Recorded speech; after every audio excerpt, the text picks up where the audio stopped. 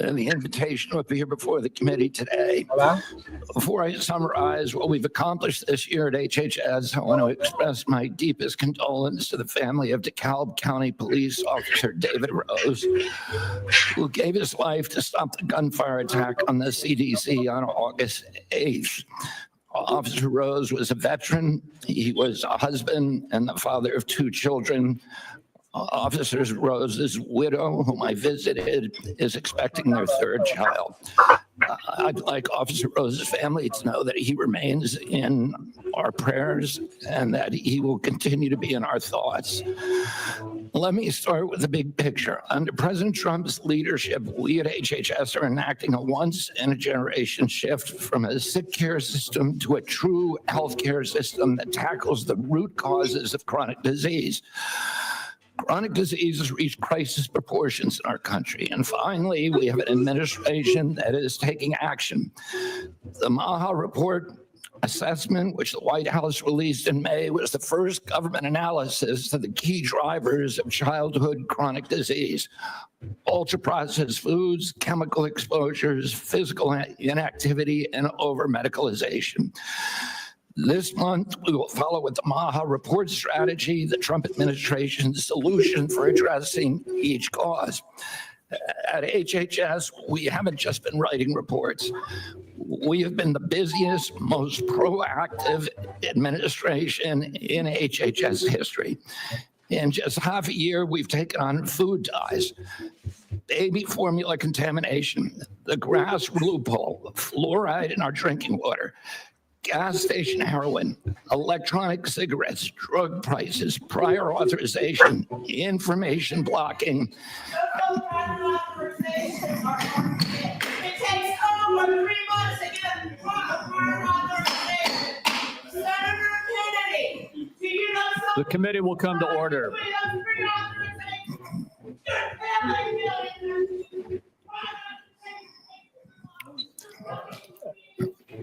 I apologize to you for that outburst, Secretary Kennedy. I would notify everyone else in the audience.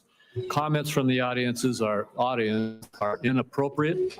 If there are any further disruptions, the committee will recess until the police can restore order. Mr. Secretary, please proceed.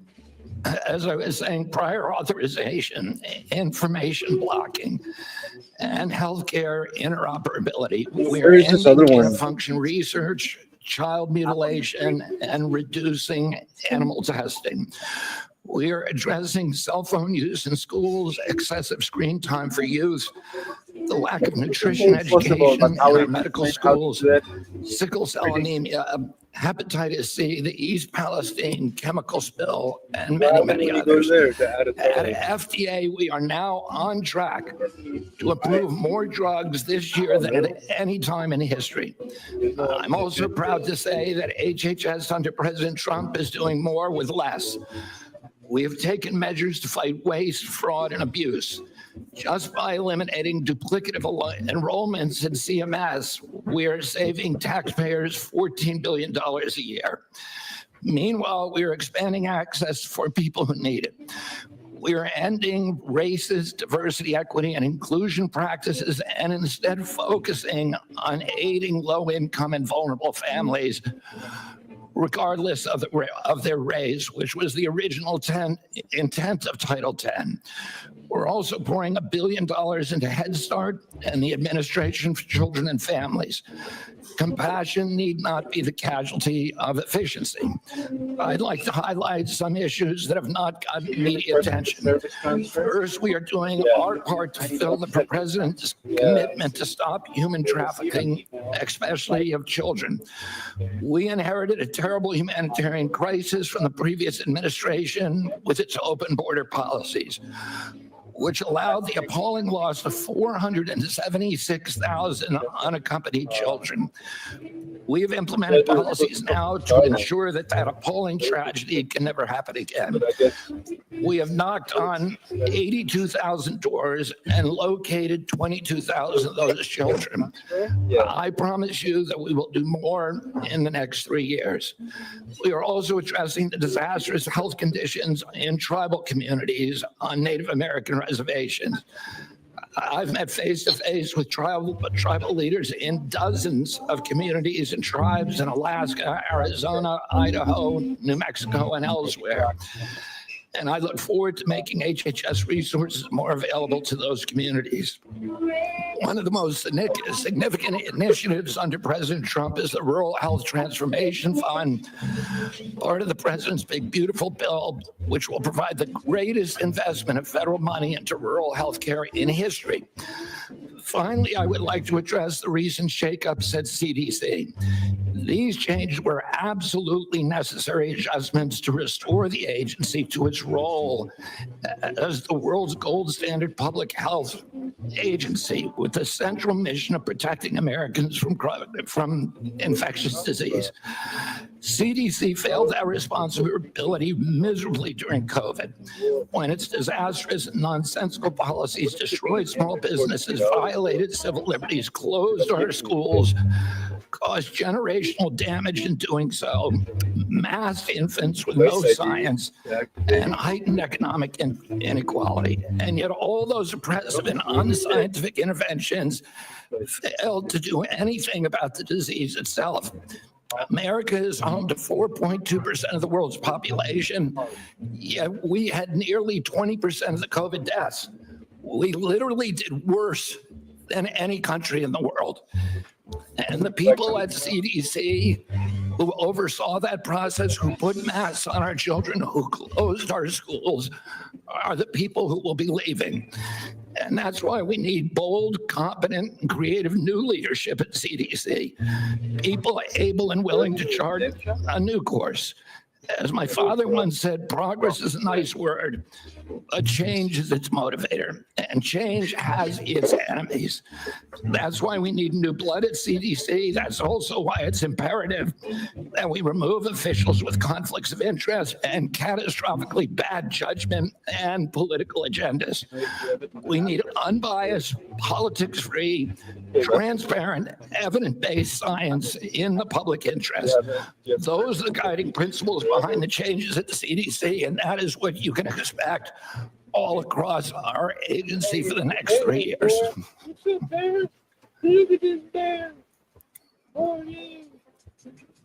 The same one. Thank you very much, Mr. Secretary. I'll begin with the questioning. And one of the first things I'd like to talk to you about is actually something that is under the auspices of CMS. And I spoke with Dr. Oz last night about this. I'm sure you're very familiar with it, though.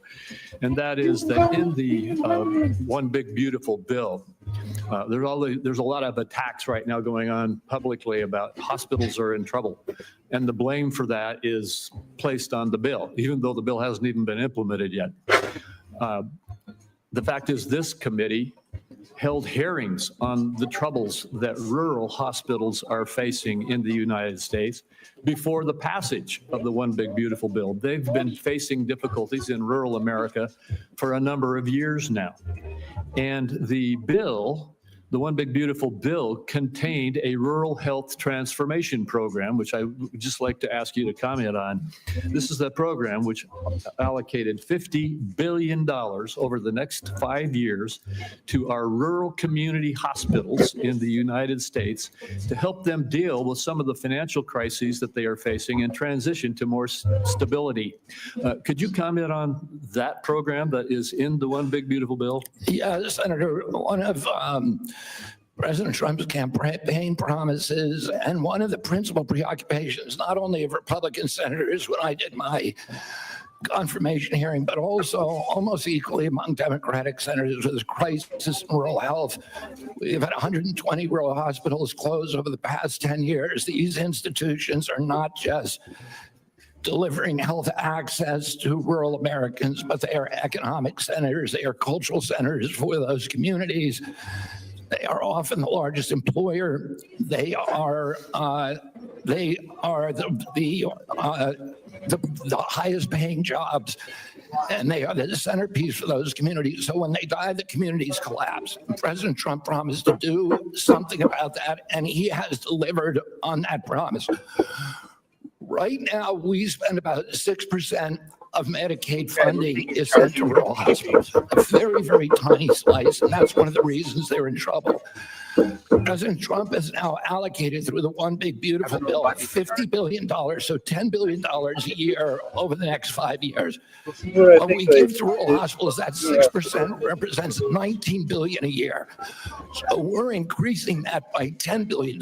So we're infusing more than 50% increase in the amount of money that is going to rural communities over the next 5 years. There's never been anything like that in history. It is the biggest investment, and it should stem this hemorrhage. Well, thank you. I appreciate your giving clarity to that, because it is frustrating to see these continuous allegations that the difficulties that our rural hospitals are facing all were created in the last few months when we passed a bill, when we've been holding hearings in this committee about these problems. And in the bill that we passed, we gave a $50 billion boost to, as you indicated, increase by 50% the federal support for our community rural hospitals in the United States. And I think that the hospital owners understand that. They recognize this support. In fact, they are coming they're coming together very carefully with Dr. Oz to work on the rollout of this program so that we can see this boost and this support that is coming. Just another one of the disagreements we have about what really was in the One Big Beautiful Bill. So I appreciate you commenting on that. In the last minute and 10 seconds that I have with you, could you just quickly talk once again about the broad issue of making America healthy again in terms of our aim to change the healthcare system's focus from a reactive symptom management model to one that focuses on lifestyle choices and the root causes of chronic disease? Yes, Senator, this morning I got the latest numbers from CDC that 76.4% of Americans now have a chronic disease. This is stunning.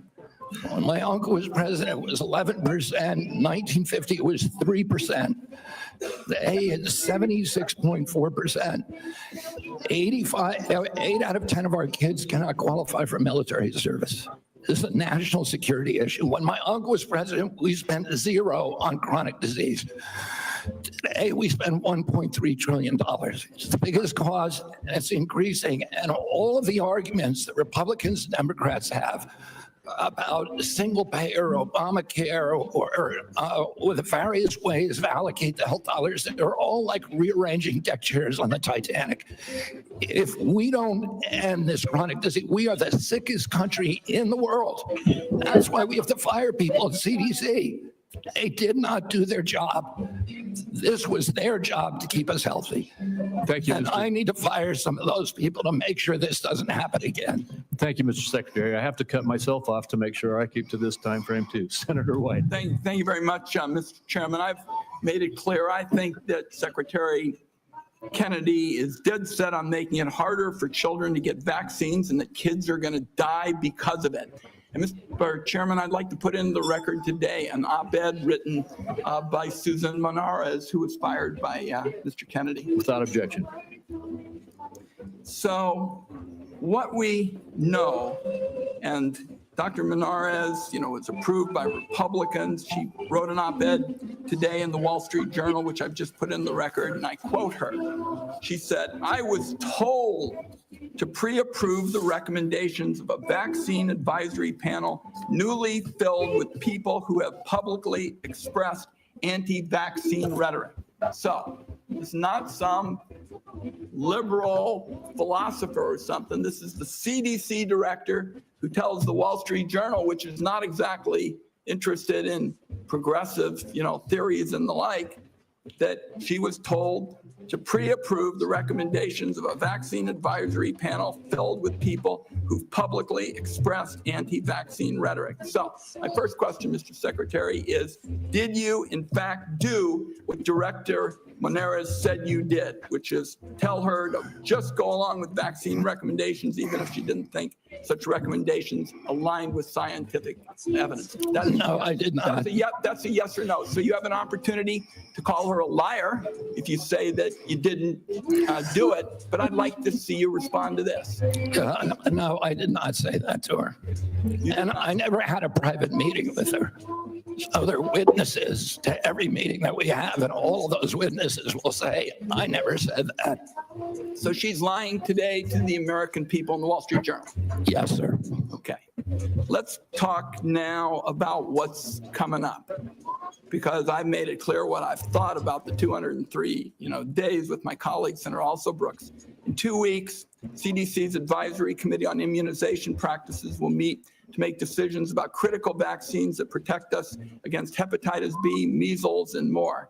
The committee's got a profound impact on vaccine access, but these aren't ordinary meetings. You've stacked the deck to ensure the panel bends to your views. In June, you fired all 17 committee members who are respected scientists and doctors. You replaced them with non-experts, vaccine skeptics, and conspiracy theorists.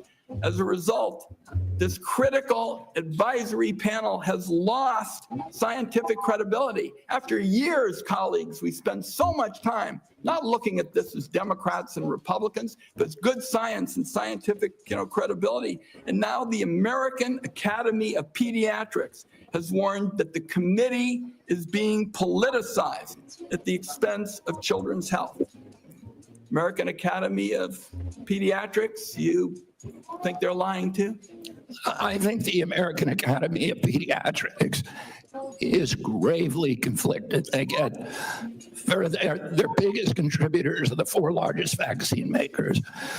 They run a journal, Pediatrics, which they make a lot of money on, that is completely dependent on pharmaceutical companies. So I wouldn't put a big stake in what they say that benefits pharmaceutical interests. Senator, I didn't politicize ACIP. I depoliticized it. The Congress has been investigating ACIP. All over the country, Mr. Secretary, scientists and doctors are saying otherwise. They're all wrong too. They're all lying, according to you. The scientists and doctors are supporting me all over the country. There is division on opinion. I don't get letters from thousands of people who are not political saying that this set of changes is going to damage American healthcare, and particularly these healthcare agencies, for decades to come. I don't get any letters from people saying, hey, this is going to make a big difference forever. Yeah, maybe you're listening to a selective group of people. You get me. Yeah, and I will. Fine. I will tell you what, Senator. I will put my mailbag against your mailbag any day of the week. 30 seconds. Dangerous respiratory viruses like RSV are on the agenda for the next advisory meeting. Countless parents have been awakened in the dead of night by a wheezing kid gasping for air, forced to rush their little one to the ER. There's no worse heart-wrenching fear. The RSV vaccine offers these kids protection against the worst effects of the virus.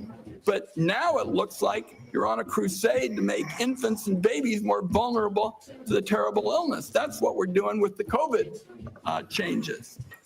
And please make your answer brief, Mr. Secretary.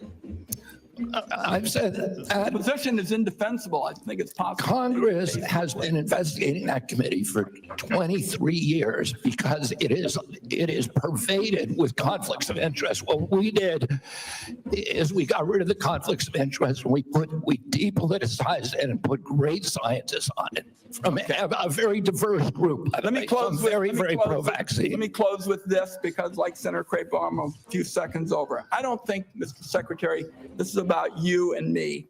This is about kids being pushed in harm's way by reckless and repeated decisions to get scientists and doctors out of the way and allow conspiracy theories to dictate this country's health policy. I don't see any evidence that you have any regrets about anything you've done or plans to change it. And my last comment is, I hope that you will tell the American people how many preventable child deaths are an acceptable sacrifice for enacting an agenda that I think is fundamentally cruel and defies common sense. Thank you, Mr. Chairman. Do I got a reply? Or Senator, you've sat in that chair for how long? 20, 25 years, while the chronic disease in our children went up to 76%. And you said nothing. You never asked the question why it's happening. Why is this happening? Today, for the first time in 20 years, we gonna learned that infant mortality has increased in our country. It's not because I came in here. It's because of what happened during the Biden administration that we're going to end. I'm going to let Senator Wyden respond briefly to that, and then we're not going to go over like we just did. This committee on a bipartisan basis. Colleagues, my cabinet secretary says that we have no interest in chronic care. Mr. Secretary, Mr. Chairman, could we have regular order, We are in please? the process of turning around the Medicare program with the chronic care bill that Chairman Hatch, when he was chairman, and this committee put together on a bipartisan basis. All right, we're going to proceed. And I just want the rest of the members to know, I gave Senator Wyden as ranking member some leeway there, but we're going to stick to the 5 minutes. Senator Grassley. First of all, thank you. I have asked HH secretaries in the past to fully utilize the Rural Community Hospital Demonstration Program under Medicare. The program has been underutilized. In May, the CMS filled the open slots. Thanks to your agency's work, there's been 10 more rural hospitals in the program. It's important that the federal government uses every tool possible to help rural hospitals, and thank you for making that possible.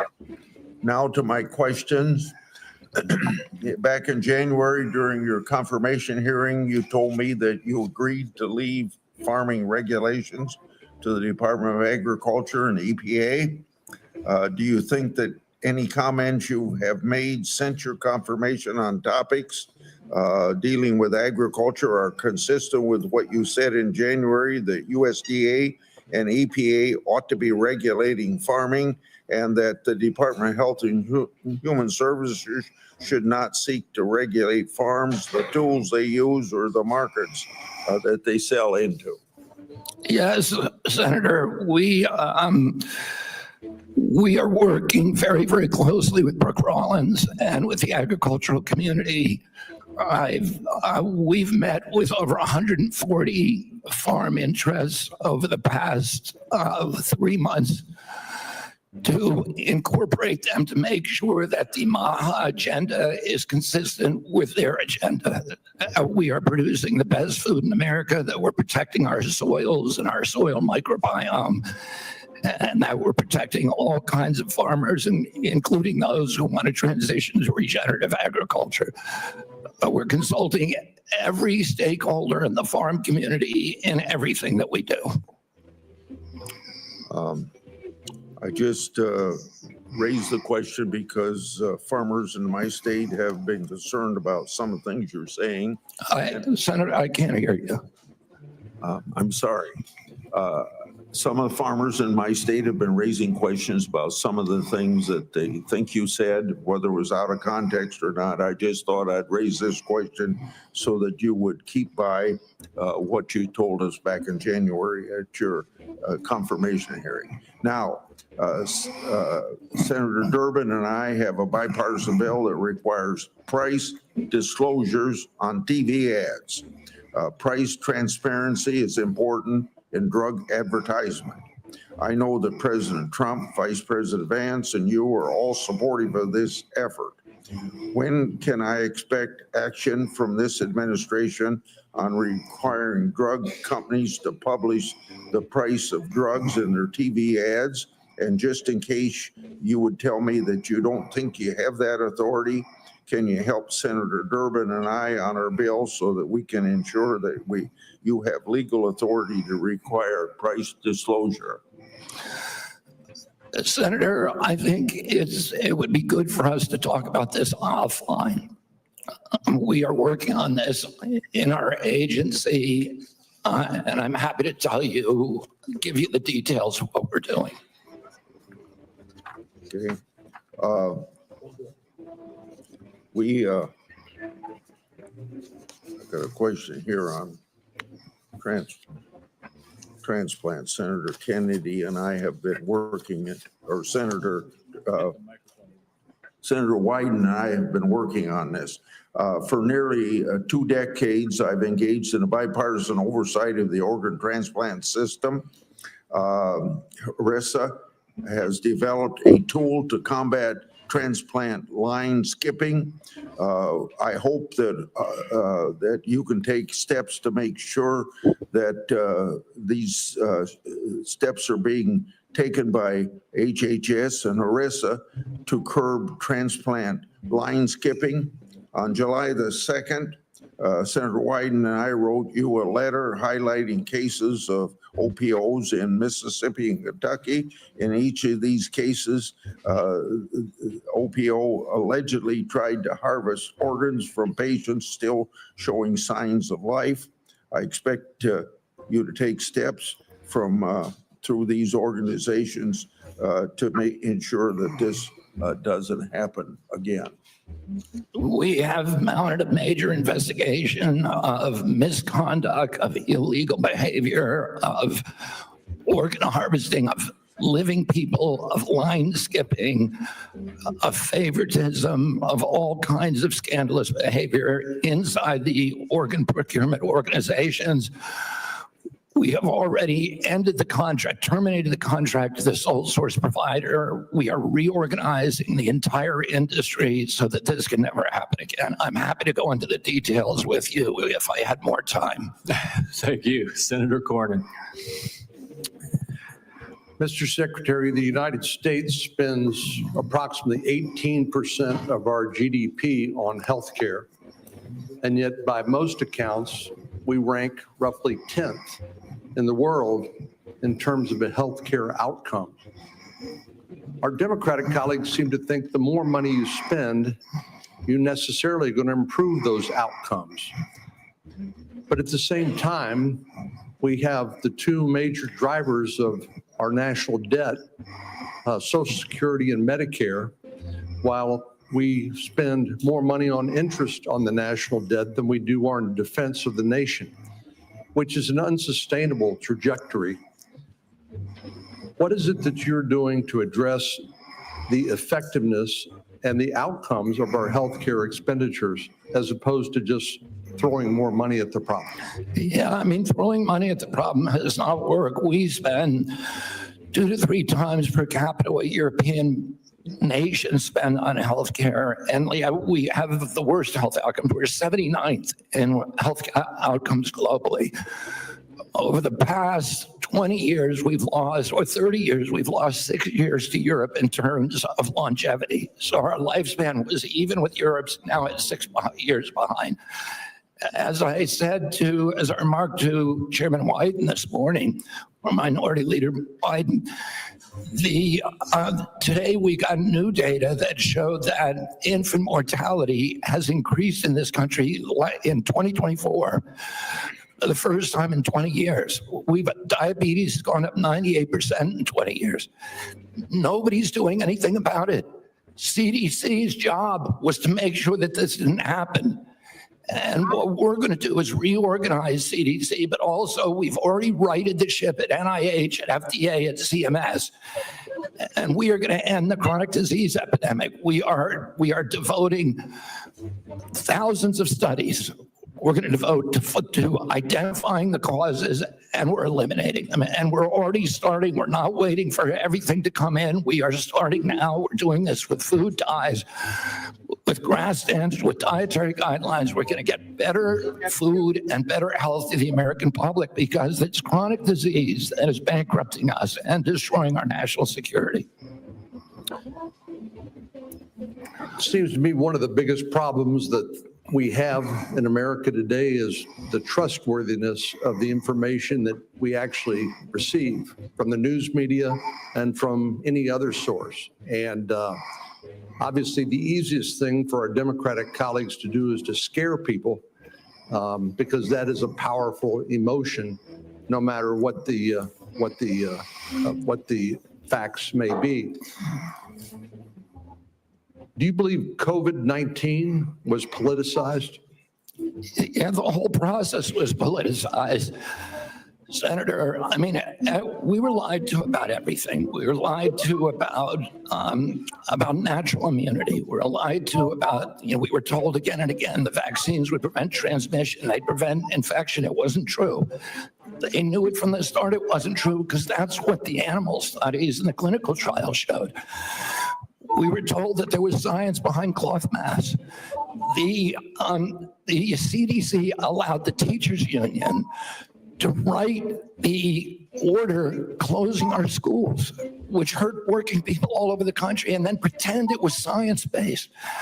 All of these issues, and then I can show you, like, for example, Chairman Wyden was talking about me politicizing ACIP, but during COVID, probably the most famous scientist on ACIP was Martin Kulldorff from Harvard, the great world-renowned epidemiologist and vaccinologist. And he criticized the COVID booster mandates. They ejected him from COVID because he wasn't in the orthodoxy. The two biggest health officials at FDA during COVID, Dr. Gruber and Dr.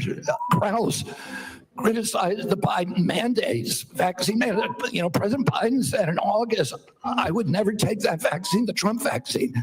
And he came in, he mandated it, and then he fired the two top health officials at FDA who said, hey, this thing has not been properly tested. So the whole process was politicized, and even today. So let me, in 15 seconds. So I think you answered yes. It was Yes. politicized. And I have concerns that when you look at some of the conflicts of interest in peer-reviewed articles in professional journals, and when you point out that even some of the physician associations are conflicted because of the money they get from the pharmaceutical industry, are you committed to trying to make sure that we use the best science and separate and eliminate politics as much as possible? That is what my job is. That's what my mission is. Eliminate the politics from science. Senator Bennett. Mr. Secretary, in June, you fired every member. Mr. Secretary, Mr. Secretary, can I have my time back, Mr. Chairman? Thank you. Mr. Secretary, thank you for your attention. In June, you fired every member of the well-qualified panel that was charged with recommending vaccines to the CDC. No one in your job has ever fired every committee member all at once. That month, you told the American people that you were, quote, going to bring great people onto the ACIP panel, not anti-vaxxers. Are you aware that one of the people you put on the panel, Dr. Robert Malone, claimed that the commonly used mRNA vaccine, quote, causes a form of AIDS and can damage children's, quote, brains, their heart, their immune system, and their ability to have children in the future? Yes or no, Mr. Kennedy? And Dr. Malone is one of the inventors. Yes or no? of Yes or no? Were you aware that he had that view when you appointed him to this panel? Dr. Malone is one of the inventors. As I said, Dr. Malone is one of the inventors of the mRNA That's fine. That's vaccine. not So he it. knows Mike, a lot more that about it statement, than I do. Mr. Chairman, that statement is not true that Dr. Malone made, just as it wasn't true when you wrote that, quote, African AIDS is entirely different from Western AIDS. Are you aware that another one of these new members, Dr. Levy, wrote that, quote, evidence is mounting and indisputable that mRNA vaccines cause serious harm, including death, especially among young people? Yes or no? Are you aware that he said that? I wasn't aware he said it, but I think I agree with it. You agree with it? It's not true. It wasn't true when he said it, and it's not true when you said it. Secretary Kennedy, later this month, your new panel will meet to consider changing vaccine recommendations for American children. In addition to the COVID-19 vaccines, they are set to review recommendations for the hepatitis B vaccine, for measles, for mumps, for rubella and varicella vaccine, and the RSV vaccine. These are common back-to-school vaccinations for children all over the industrialized world. If you change that, you owe parents in Colorado and across the country the benefit of some transparency, I think. If your panel recommends changing the vaccine schedule for children, do you anticipate that fewer children will receive these common vaccinations, yes or no? What I would say, Senator. The obvious answer is yes. Should parents and schools of Colorado be prepared for more measles outbreaks as a result of that, Mr. Secretary?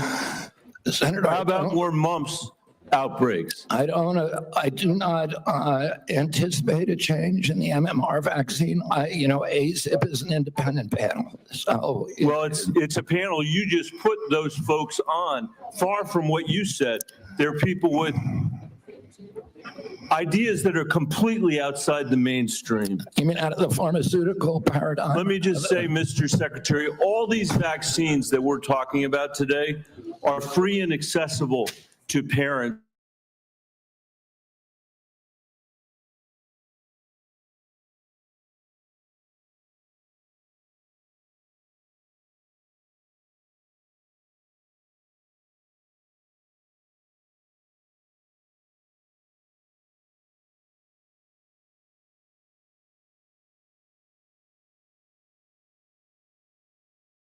I will hold you to that, Secretary Kennedy, because this is not a podcast. It is the American people's health that's on the line here. This is the last thing, by the way, our parents need when their kids are going back to. I think it's critical for you to share the evidence that this panel will rely on. Will you give the American people 6 months or 6 weeks in advance the record that they're going to rely on to make these decisions? Will you make it transparent for the American people? All the evidence is transparent. Will all you the make evidence- it in advance transparent for the American people so they can comment on it? All the evidence is transparent for the first time in history, and you were never there complaining. Pharmaceutical companies were picking those people and then running their through with no safety. You testing. can characterize what I said was accurate. What you Are you described saying, people Senator, moving the Titanic. Are you chairs on saying the that the Titanic mRNA with- vaccine has never been associated with myocarditis or pericarditis in I am teenagers? saying, I am simply. Is that what you're trying to tell us? I am simply trying to say that the people that you have put on that panel, after firing the You're entire, evading the question. no, I'm asking the questions here, You're Mr. evading Kennedy. that question. I'm asking the questions, Oh, I Mr. asked you a Kennedy. question. I'm asking the questions for Mr. Kennedy on behalf of parents and schools and teachers all over the United States of America who deserve so much better than your leadership. That's what this conversation is about, Mr. Chairman. Senator, they deserve the truth, and that's what we're going to give them for the first time in the history of that agency. Senator Cassidy. Thank you. I'll try and restore a little calm here. And I'm approaching this as a doctor, not as a senator. I am concerned about children's health, seniors' health, all of our health. And I applaud you for joining the president in a call for radical transparency. Thank you for that. I said yesterday, I believe it, that President Trump deserves a Nobel Prize for Operation Warp Speed. If he had been President Obama, he would have gotten it. But because of Operation Warp Speed, forcing the federal government to come to a vaccine development within 10 months when others said it couldn't be done, we saved millions of lives globally, trillions of dollars. We reopened economies, an incredible accomplishment. Mr. Secretary, do you agree with me that the president deserves a Nobel Prize for Operation Warp Speed? Yeah, absolutely, Senator. That So was phenomenal. let me ask you, but you just told Senator Bennett that the COVID vaccine killed more people than COVID. Wait, That was a statement. I did not say that. Okay, then let me ask, because you also were. Senator, I just want to make clear, I Okay, did not say We'll that. check the record. That's a question of fact. You also said that you were also, as lead attorney for the Children's Health Defense, you engaged in multiple lawsuits attempting to restrict access to the COVID vaccine. Again, it surprises me that you think so highly of Operation Warp Speed when, as an attorney, you attempted to restrict access. But let me ask. I'm happy to explain why. I have 3 minutes and 30 seconds left. It also surprises me because you've canceled, or HHS did, but apparently under your direction, $500 million in contracts using the mRNA vaccine platform that was critical to Operation Warp Speed. Again, an accomplishment that I think President Trump should get a Nobel Prize for. You canceled $500 million in contracts. Now, I grew up in a middle-class family, so $500 million seems just to cancel it's of money. But it also seems like a what the president was attempting, what the president did in Operation Warp Speed, which is to create a platform by which to create vaccines. So this just seems inconsistent. You would agree with me the president deserves a tremendous amount of credit for this. Is this a question, Senator Cassidy, or is this a speech that you don't want me to No, I'm answer? asking a Because I question. want to answer that question, Please, please. I'm if it's a asking. question. But be tight, please. You got- First of all, the reason that Operation Warp Speed was genius is it did something nobody had ever been done. I don't think any president, but President Trump could do it. It got the vaccine to market that was perfectly matched to the virus at that time when it was badly needed, because there was low natural immunity and there were people getting very badly injured by COVID. And then, but it was also brought in therapeutics like hydroxychloroquine and ivermectin and protocols for treatments. And there were no mandates. And then Okay, I have another Biden came. question, so please, about 15 That's when seconds. I began litigating against President Biden's mandates. Now, I'm sorry, let me go on because in terms you've of covered me the mandates canceling those before. contracts, I have limited time, Mr. Secretary, I'm sorry. You've called for, and rightly so, that we should restrict participation in agencies for those with conflict of interest. I would like to submit for the record a evaluation of the conflict of interest of those who are on the ACIP and the Vaccines and Related Biologic Products Advisory Board. It was not 97% as alleged, rather it was 6.9%, and it was 1.2%, I think, for the other panel. Without objection. Now, I am concerned, though, because many of those whom you have nominated for the ACIP board. Senator, Excuse me, you have the facts excuse me, wrong in there. excuse me, can I have my time back? Yes. Yeah. What I am concerned about is that many of those whom you've nominated for ACIP have received revenue as serving as expert witnesses for plaintiffs' attorneys suing vaccine makers. Now, one of my colleagues in another setting alleged that you seem more interested in settlements than science. If we put people who are paid witnesses for people suing vaccines, that actually seems like a conflict of interest. Real quickly, do you agree with that? No, I don't. It may be a bias, and that bias, if disclosed, is okay. But it's not a So if the financial, bias is it's not a disclosed, that they are financial expert conflict. witnesses. It's not a financial Let me conflict finish of up. interest. Let me finish up. You also told Senator Wyden at the outset that you didn't want to take vaccines away from people. And as I conclude, I would like to say this. Because of the conflicting recommendations made about COVID. This is from Eric Erickson, good conservative out of Atlanta, Georgia, occasionally gives me help. My wife has stage 4 lung cancer. She is one of the people the COVID vaccine actually helps. Thanks to the current mess at HHS, CVS is unable to get her vaccine. Secondly, an email from a physician friend of mine. Hey, Bill, I'm not even sure what I'm asking you, but we're all confused and concerned about who can get the COVID vaccine. We're having our attorney try and render an opinion, but there's no firm guidance and concern about liability if vaccines are given to a patient who requests it, but not on the current CDC list. Pharmacists are requiring a prescription now, even for patients over 65, creating a huge headache. I submit these for the record. Without I objection. would say effectively we're denying people vaccine. Senator Cantwell. You're wrong. Thank you, Mr. Chairman. Following up on that same line as Senator Cassidy, because that's exactly, I represent one of the most science-based states in the country. That is percentage of scientists per capita. And at your confirmation hearing, we asked about this, whether you would follow science. You've made a statement here today in your testimony that you would follow science, and yet you're not following science, and that's what Senator Cassidy's question was. It's a simple yes or no answer. Do you think the president deserves to get a prize for warp speed in the mRNA technology that saved so many lives? And you won't answer that question. I answered it.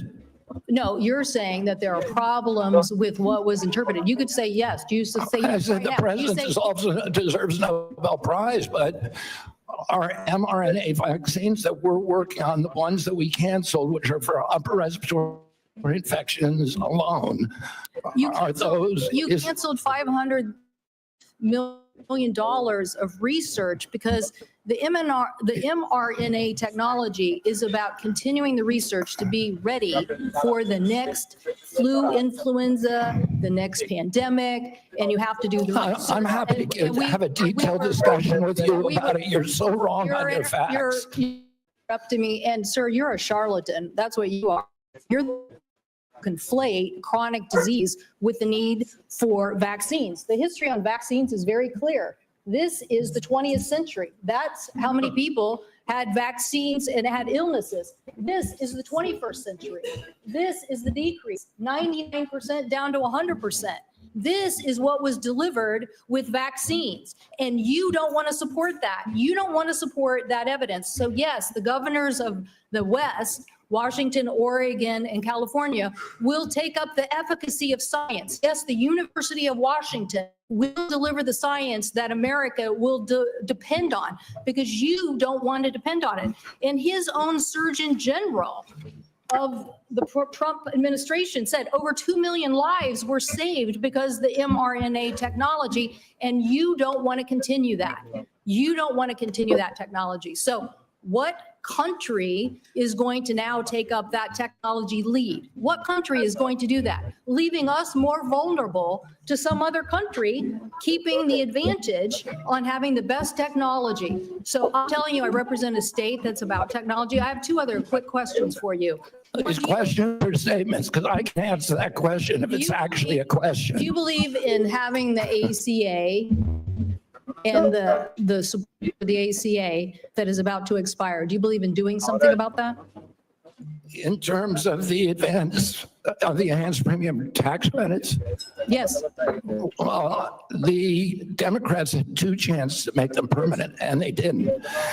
And they didn't We're for the a ones, reason. we're the ones who delivered it. Think about this. Yes. I want to fix the system, and that's what we're doing, fixing systematically to make premiums lower. That's what President Trump Do you wants think to that, do. do you think, I don't know about any women on the steps of the Capitol. the women who were yesterday. talking about Epstein, do you think they were a hoax yesterday? Do I think they were Do you think they were perpetrating a hoax yesterday? perpetuating a hoax? Yeah. I have no idea what they were saying. This is the first I'm hearing about it. You're hearing about the women on the Capitol steps saying that they believe that the Epstein information should be made. That's the first you're hearing about it.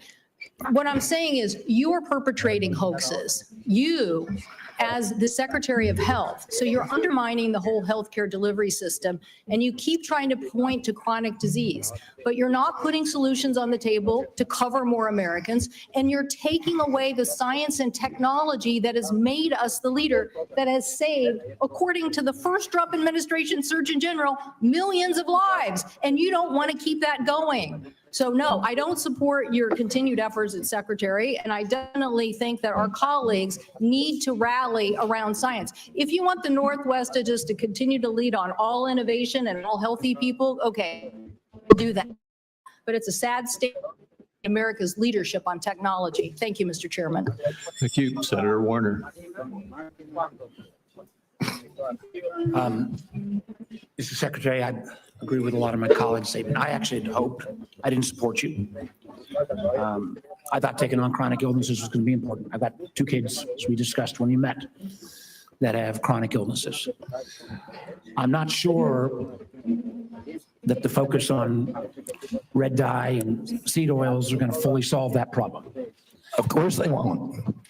I would say this, that seems where your emphasis is. I want to go back to just, again, some basic facts. Do you accept the fact that 1 million Americans died from COVID? I don't know how many died. You're the Secretary of Health and Human Services. You don't have any idea how many Americans died from COVID? I don't think anybody knows that because there was so much data chaos coming out of the CDC, and there So was I'll so take many perverse incentives, and these are model You don't know the answer of how many Americans died from COVID. This is the Secretary of Health and Human Services. Do you think the vaccine did anything to prevent additional deaths? Again, I would like to see the data and talk about the data. You have had this job for 8 months and you don't know the data about whether the vaccine No, saved and that's the lives? problem, is that they didn't have the data. The data by the Biden administration, absolutely dismal. So when, Data so you, chaos. who is politicizing? You're saying the Biden administration politicized all the data? Go back to what Senator Cantwell just said. fired Dr. Go to Krause. the Trump Surgeon General. They fired Dr. Krause. They fired all the people who questioned the orthodoxy. They fired Dr. Gruber, Dr. Krause. So, Mr. Chairman, the Secretary of Health and Human Services doesn't know how many Americans died from COVID. Doesn't know if the vaccine helped prevent any deaths. And you are sitting as Secretary of Health and Human Services? How can you be that ignorant? You know, I remember when we went to the hearing with you, I asked you about community, you didn't know what role they play. I've been visiting, I got to one, I think in April. I tell you what I hear in community health centers, they are terrified. With all due respect to my good friend, the chairman, of the big awful bill. Because they are going to lose health care across the board.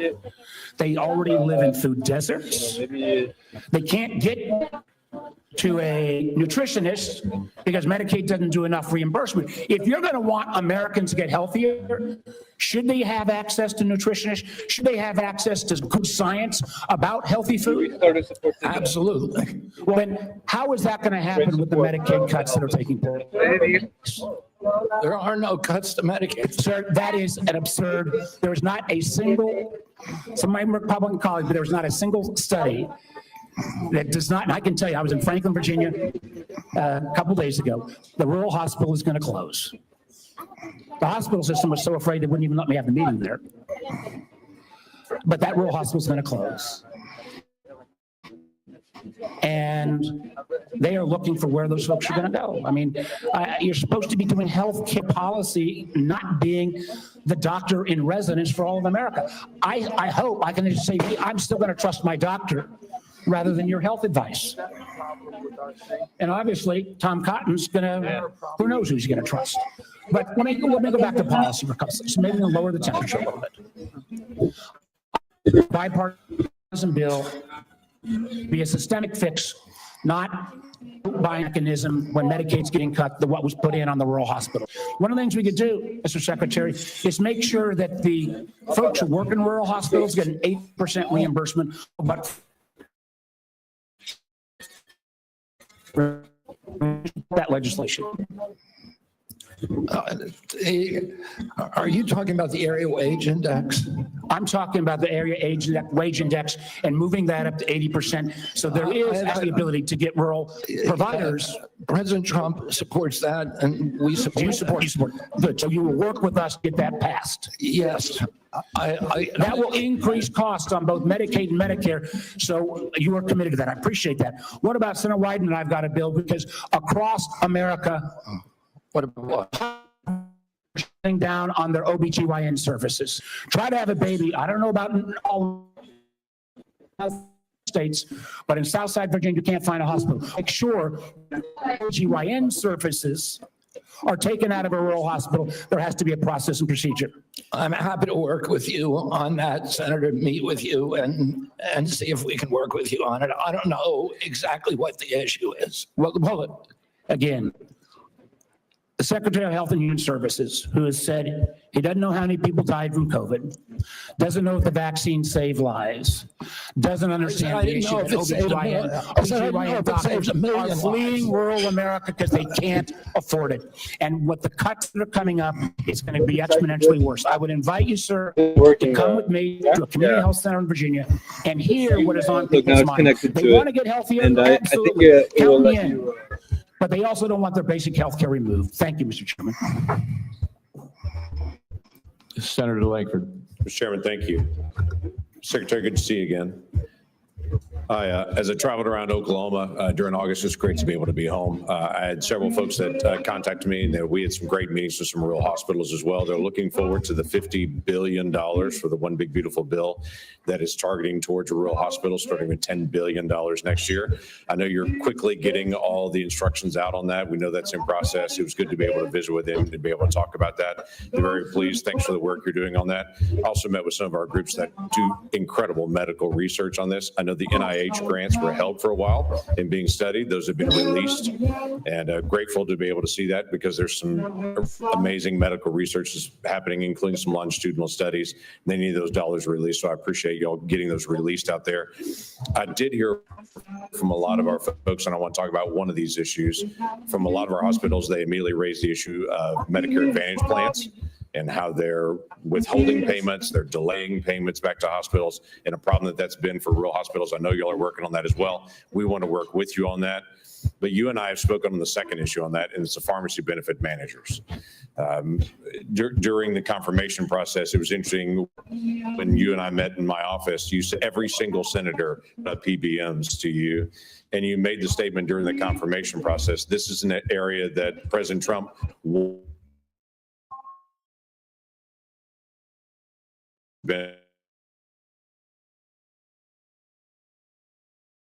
to make sure we're not driving out rural pharmacies, and what we'll do to make sure that's fair.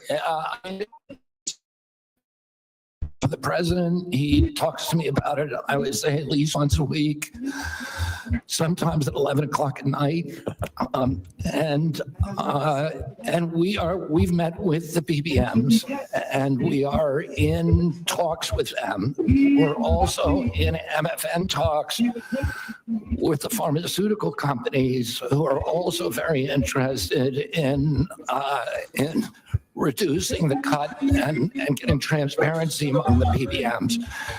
And the PBMs have committed to us to transparency, to some protocol that will guarantee transparency. And then the part of the MFN negotiations would include direct-to-consumer marketing, which would eliminate the middleman. So I think we're doing a lot on PBMs. Okay, that'd be very helpful to be able to see. It'd be very helpful for consumers across the country on this. You and I spoke as well, and you've made public statements on this, and the FDA commissioners made public statements on the issue of reviewing the safety issues of mifepristone. Your comments early on were every drug needs to be treated the same, needs to look at the same, and not have political biases and how things are actually examined. There were a lot of changes on the allocation of mifepristone for elective abortions under the Biden administration. It's now open to anyone without a prescription on it. You don't have to go through a doctor on it. There's all kinds of issues that are happening now on it. So the question was, you'd said that there would be a review on that just to be able to look at it, make sure we're following all safety protocols. Do you know a timing on that review? I can't give you the exact timing. I talked to Marty McCary about it yesterday, and he said it is progressing apace. We're getting data in all the time, new data that we're reviewing. And we know that during the Biden administration, they actually twisted the data to bury one of the safety signals with a very high safety signal, around 11%. So we're going to make sure that that doesn't happen anymore. We're producing honest science and gold standard science on that. I'll keep you abreast of where we are. Thank you. Just go where the science leads on that. During the Biden administration, the Title X regulation that requires Title X family planning programs recipients to physically and financially separate from abortion activities, their Title X activities, and eliminate them promoting or providing abortion with those funds. That was flipped from the original Trump rule that was done on the first presidency. During a confirmation, you had committed to go back and look at that again and to be able to see. My question is, do you know the timeline for agency action for when that rule on Title X and the separation payments rule will be either reviewed or will actually be reinstated to the original Trump rule under his first presidency? I don't know if they're I just don't know the answer to your question, why they're actually reviewing the rule right now. I can tell you that the NGOs that have that issue, that refuse to separate their payments streams and separate their operations, are not getting funded. Okay, well, that was an issue under the law when it first came out, to be able to keep those things separate on it. Look forward to that. Thank you, Chairman. Thank you. Senator Hassan. Oh, thank you, Mr. Chairman, and good morning, Secretary Kennedy.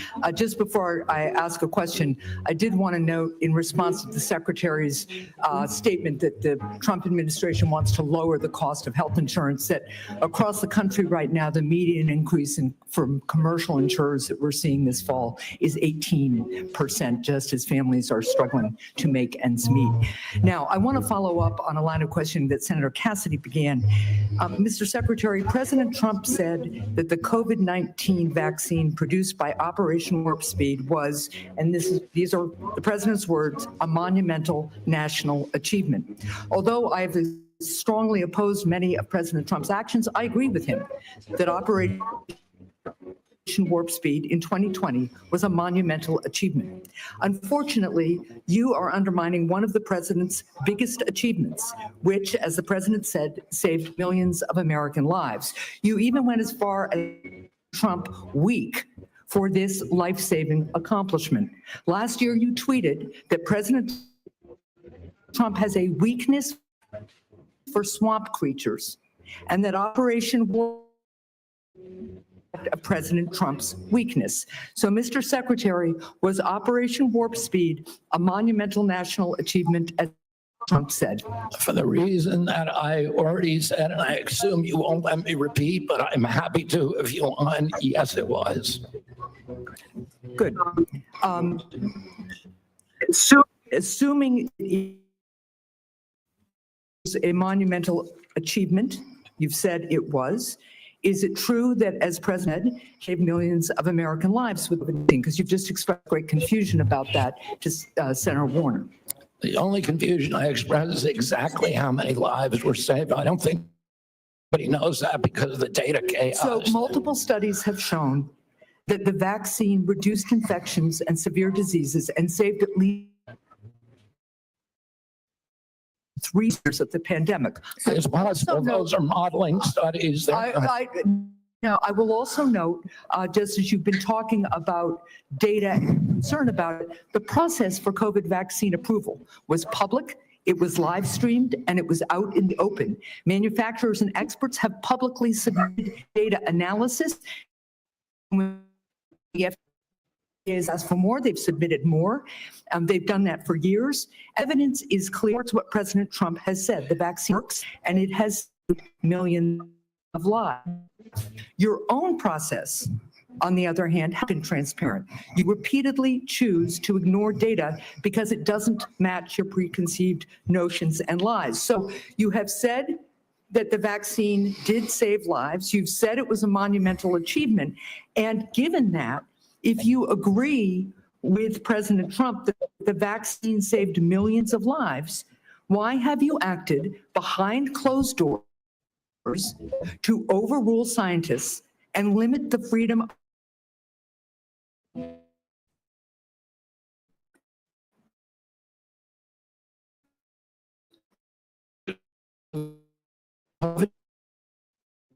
behind closed doors? No, that's not Paul. And scientists who said they wanted to brief you on the scientists who wanted to understand why the FDA, why you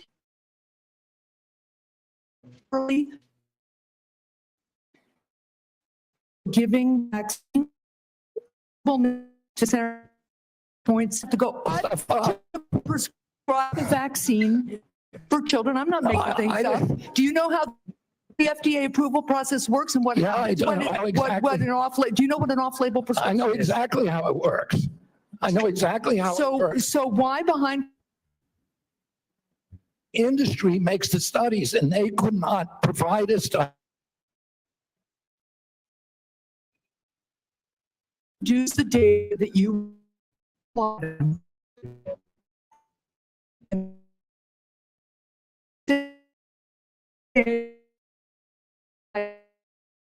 change those parameters. You did it behind closed doors. Sometimes when you make an it's kind of a confession, Mr. Kennedy. So let's just go with this.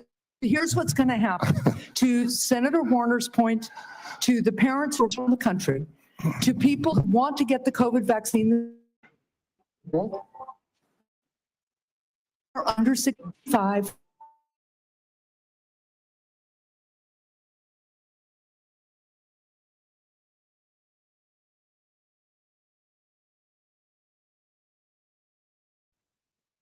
Because you are citing data that you won't produce to the public. You're just and you are making things up. rejecting You're science. making things up to scare people, and it's a lie. I Anybody don't can think, get I that. don't, with respect, I do not think I'm the one making. things You up. are Thank you, lying Mr. Chair. right now, Senator. Senator Barrasso. Thanks, Mr. Chairman. Mr. Secretary, thanks for being through Operation Warp Speed. A vaccine was developed that distributed quickly, safely, effectively, and I believe it saved many, many lives. I think it's a model of American ingenuity and public-private partnership. But this wasn't the first time an American president acted boldly to address disease and vaccines. There's a great book that's out. It's a prize-winning book called The Fate of the Day by Rick Atkinson, and he talks about the courageous efforts by George Washington. During the Revolutionary War, George Washington reversed his opposition to the smallpox vaccine, and he ordered that all the soldiers be vaccinated. It was among the most consequential decisions Washington would ever make. By protecting his troops from smallpox, Washington preserved the Continental Army, which allowed our nation to continue to fight for our independence. And like President Trump, I believe President Washington acted decisively to protect Americans' lives at a time of great national peril. So over the last 50 years, vaccines are estimated to have saved 154 million lives worldwide. I support vaccines. I'm a doctor. Vaccines work. Secretary Kennedy, in your confirmation hearing, you promised to uphold the highest standards for vaccines. Since then, I've grown deeply concerned. The public has seen measles outbreaks, leadership of the National Institute of Health questioning the use of mRNA vaccines, the recently confirmed director of Centers for Disease Control and Prevention fired. Americans don't know who to rely on.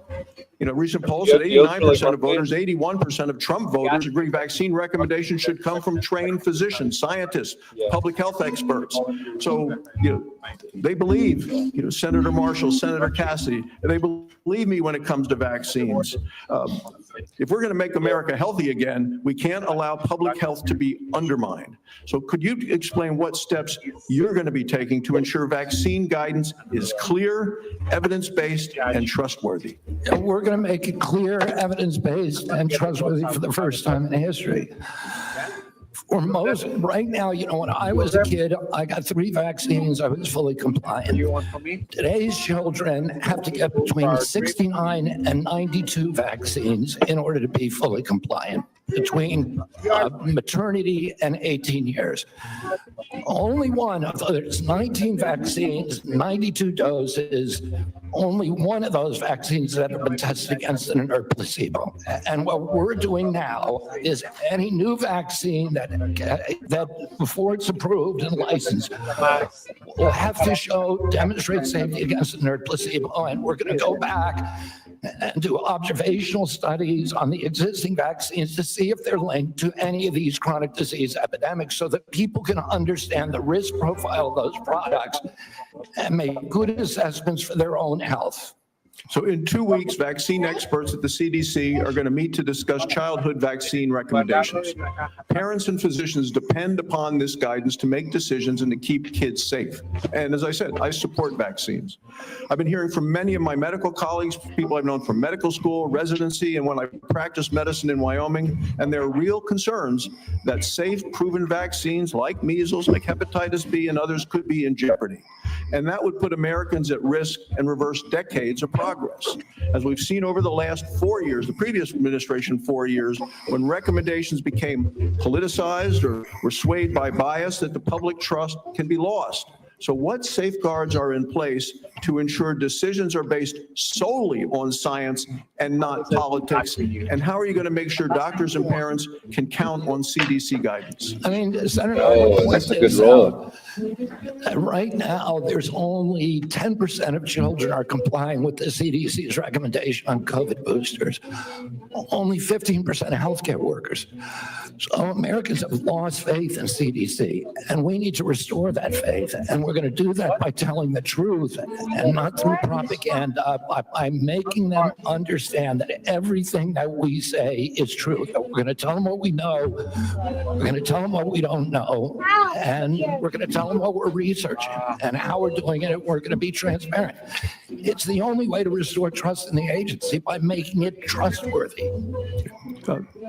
Finally, with chronic diseases like you, I'm committed to addressing our nation's growing rate of chronic diseases. I think if we're going to make America healthy again, we need to support rural primary care providers that play a role. As a rural physician, I want to make sure we can prevent and manage chronic diseases in their communities, and I ask for you to continue to work with us specifically with regard to rural health. Thank you, Congressman. Senator Daines. Chairman Crapo, thank you. Secretary Kennedy, welcome. It's good to see you here again. I want to begin my time by talking about the issue of federal deregulation of chemical abortion drugs. Since mifepristone was approved in 2000, 25 years ago, the FDA has steadily stripped away safeguards related to this drug, no longer requiring a doctor's prescription, no follow-up visits, no adverse event reporting, and now allowing it to be sent through the mail.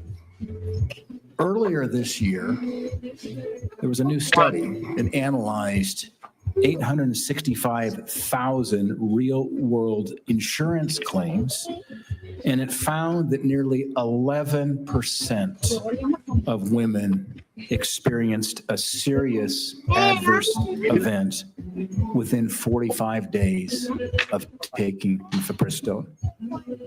To put that in perspective, that is 22 times higher than the FDA's long-standing estimate of less than 0.5%. While these findings alone are shocking, my conversations with those in the medical profession, credible medical professionals, lead me to believe that even this study may indeed underrepresent the scale of the problem. For years, we've heard the misleading and frankly very harmful lie that's being sold to women that this drug is, and I quote, safe as Tylenol. These lies sadly have real-world consequences. Just last year, 2 women died as a result of taking chemical abortion pills because they were able to access them without appropriate medical oversight. And by the way, that's all allowed by the FDA. Mr. Secretary, I am grateful that you and FDA Commissioner McCary have already begun the process of reviewing this new data on the safety of mifepristone. We talked about this during your confirmation hearing. My question is, could you provide any updates on the status and the scope of that review and whether the FDA intends to replicate studies like the one that I referenced? I think those are, I don't know if they're going to do an insurance claim study. That's one way to do it. I don't know exactly whether they're doing epidemiological studies or observational studies. I don't know exactly what they're doing, but I know I talked to Marty McCary about it yesterday, and he said those studies are progressing and that they're ongoing. So I will keep your office informed at every stage. Thank you. And I've had a really constructive conversation with the FDA Commissioner as well, McCary. And I mean, here's a very smart, data-focused, sincere type of leader. And we had a really good conversation. I want to encourage those conversations with you, Mr. Secretary, and that there's a follow-up here to make sure that the data that we now have exposed will be studied by the FDA and the appropriate actions considered. Given the legitimate safety concerns surrounding mifepristone and your actions to roll back other COVID emergency measures, will you repeal the COVID era telemedicine allowance, given that we're repealing these COVID era regulations and emergency measures? Would you repeal the COVID era telemedicine allowance for chemical abortion drugs and restore the requirement for an in-person doctor visit? Senator, I need to get back to you on that. I don't know if the White House has yet taken a position on that. We will get back to you this week about that. Okay, all right. Thank you. I'm going to close with a quick Montana question. Earlier this week, the state of Montana submitted a Medicaid demonstration waiver application to CMS to strengthen the state's Medicaid expansion program. This waiver seeks to require community engagement and enhance cost sharing for working age, able-bodied adults enrolled in the program. I applaud our governor, Gianforte, and Director Brereton for their proactive leadership in this space. My question is, Mr. Secretary, could you commit that CMS will work quickly in its consideration of Montana's waiver application? Absolutely. It sounds like the kind of waiver that we're looking for. Okay, thank you, Mr. Secretary. Thank you, Senator Johnson. Hey, Mr. Chairman, Secretary Kennedy, first of all, thank you for your willingness to serve and for putting up with this abuse. 5 minutes is even close to refute all the falsehoods that have been confidently spewed during this hearing. We'll talk about real data here, okay? Well, first of all, thank you for breaking the logjam of information of HHS. My committee's got now over 8 million pages of information. Just in the first tranche, by the way, what we discovered is that CDC, somebody in the federal health agencies, this interagency communication, hid the signal. They admitted there was a signal on myocarditis, and they hid it. They didn't warn the public. They didn't warn doctors. So that's just one instance of corruption and lies told by the CDC. We've got a lot of others we'll be rolling out, okay? So we held our first hearing in permanent subcommittee investigation on that hiding of the signal of myocarditis. We've heard a lot of studies, okay? As I've looked into science, it's been thoroughly corrupted. Here's data, and I'd like to enter this sheet into the record. I've been publishing this chart for, since really early 2021, when I'm on, for example, talk radio shows and they talk about this, they get deplatformed, or they were, because of all the censorship in the Biden administration. Here's the facts. The VAERS system that was touted in October of 2020, this great safety surveillance system on COVID, a few months later, when they didn't like the results, they started denigrating their own system. But VAERS shows that there have been 38,742 deaths reported on VAERS worldwide associated with the COVID vaccine. 38,742. 9,252 of those deaths occurred on the day of vaccination within 1 or 2 days. Again, I agree with you. Nobody knows how many COVID deaths were. It's because the information was completely corrupted. Nobody knows how many lives were saved by the COVID. Again, I think most people, okay, if you're vulnerable, raise your antibodies, reverse severity, fine. There's not any good study on that. There's just information out there, just claims being made. This is hard evidence. And certainly what I've been advocating for are the injection injured, the childhood vaccine injured.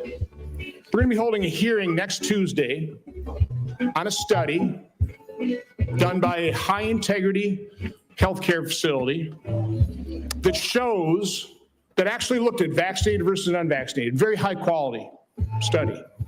I'm not going to steal the thunder of Aaron Seary, who's going to be testifying on this.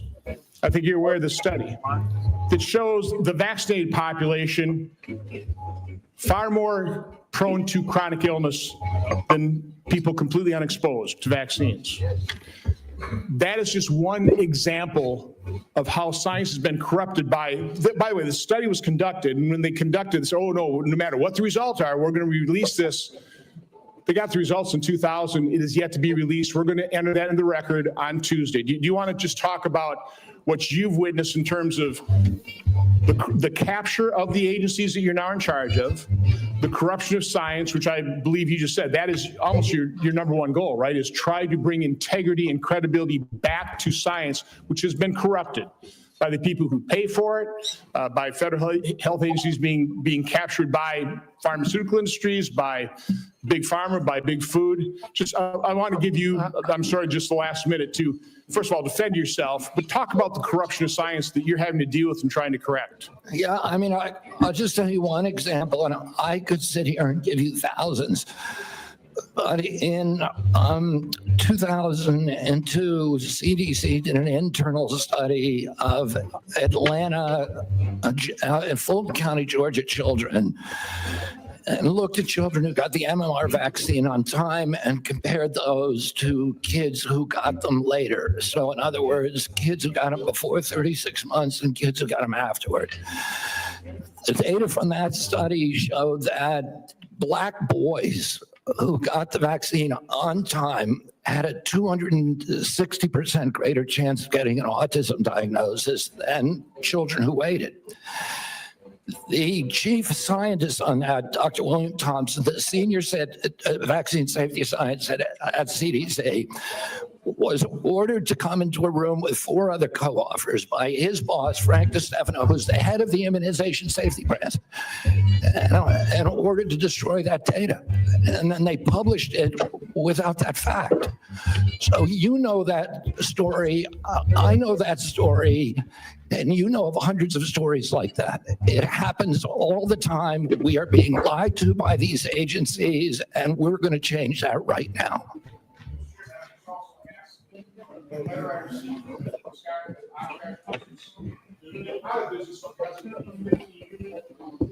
Mandate. It's going to be out of business. I just want to enter that in record as well. Without objection. The committee will take a 5-minute quick break here just to allow just a moment of reset here, and then we'll start right back up again in about 5 minutes.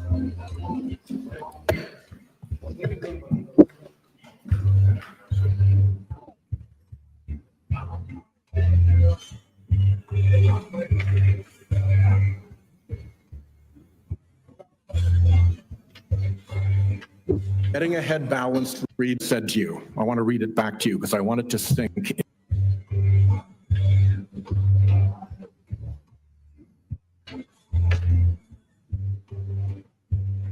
Everyone, committee is returning back from recess on this. Senator Whitehouse is recognized for questions. Thank you, Chairman. Mr. Secretary, I want to talk to you about Rhode Island. When you were last sitting there, here's what I said to you. I want to read it back to you because I want it to sink in. CMS has for years maintained a reimbursement system that the bureaucracy could never explain, never justify, that persistently pays Rhode Island providers less than neighboring Massachusetts and Connecticut providers, a difference of 23 and 26% in our regional healthcare market. Rhode Island's healthcare system is bleeding out because we aren't paid what neighboring hospitals and doctors are paid. And the one act that CMS took on this issue years ago was to make it worse. I raised that with you then. I've raised it since with Dr. Oz. I've raised it with CMMI Director Sutton. I would like to get action from CMS on that. One partial avenue of relief for Rhode Island is the AHEAD program.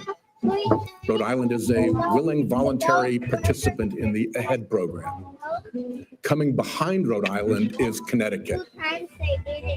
What remains to be seen is whether the payment rates agreed to for Rhode Island will suffer the same discriminatory discount with respect to the AHEAD rates for Connecticut as Connecticut comes through. I've been able to get no assurances from CMS that they care one whit about this payment differential or that they see AHEAD as a means of resolving this injustice. Mr. Kennedy, our healthcare system is teetering as a result of this. This is not a casual matter. And I would really like to see you and Dr. Oz and Mr. Dutton put your attention onto this Rhode Island problem. There is no conceivable justification for paying a hospital in Fall River 23% more than Rhode Island Hospital, when Rhode Island Hospital provides more and better services, as recognized by the Secret Service, which will take an injured president from Martha's Vineyard to the Rhode Island Hospital Trauma Center, flying right over St. Anne's Hospital in Fall River, yet Fall River gets paid more. It makes no sense, and it has to be resolved. The other problem that I mentioned to you is that I'm now in my 4th round of CMMI directors. It's bloody Groundhog Day, trying to get something done about how end-of-life patients are treated. I'm offering Rhode Island as a willing example of how we can do it better. It is idiotic and cruel to force a family to put their dying loved one through 3 days and 2 nights of a hospital before they can put them in a nursing home. It is equally ridiculous to not allow palliative and curative care to happen together. Providing home care when someone is dying, even if they can still get out of the house or into the yard, is a basic thing to ask. And to have respite care be that somebody comes to the house instead of taking a dying family member to a hospital, that's not even respite. Every single one, Mr. Kennedy, of these waivers has been granted in the past by CMMS and other circumstances. All I want is for somebody to come and work out how we do this in Rhode Island. What is our patient base that we'll do this in? How we put the waivers together? To quote your CMS director, Mr. Oz, he said, as we discussed in your office, we must re-examine how end-of-life care is addressed in this country. I'm offering Rhode Island as an example of how to make it better. I hope you will concede that right now it is not good. So Senator, I everything need you to respond to me. You guys know where to find me. I'm up in the Hart building. I've reached out, we've tried for meetings, and the progress in all 3 of those areas, fixing the payment gap, getting ahead balanced regionally, and got to do double five. Our desire to do good things, improving end-of-life care with waivers you guys have already granted, has gotten me so far no place. And forgive my impatience, a lot of it predates you. I put a hold on Biden nominees because I was getting jerked around by your bureaucracy. I'd like it to end and get some progress. Yeah, you know, Senator, you raised this during my confirmation hearing, and I said to you then, and you were very civil. You raised something that makes a lot of sense to the extent that we have the power to fix it at CMS. I'd like to do it. We've had the same kind of complaints from Vermont. But I said to you at that time, call me and let's come talk about this. You have my cell phone. What did you can change? call me anytime. I've never heard from you in 7 months. Call me up. I'd love to meet with you. I'll get Oz in the meeting, and what you're saying, particularly about at the end of life, it may be something we can do something about. I want to help, and let me know. We'll try. Forgive my frustration. You've got 30,000 employees. They could have reached out to me. They know where I live. Yeah. Senator Cortez Masto. Secretary Kennedy, thank you for being here. In May, you said, and I quote, "I stand with President Trump to say, no more middlemen, no more foreign freeloaders, no more skyrocketing drug prices. We're putting American patients first and taking on big pharma to make America healthy again." Yet your record tells a different story. In July, Republicans handed big pharma a massive win. Their big, beautiful bill that they just passed shields billion-dollar drugs like Keytruda, the world's top-selling cancer drug, from Medicare negotiation. Keytruda has been on the market since 2014. It pulled in nearly $18 billion last year in the United States alone.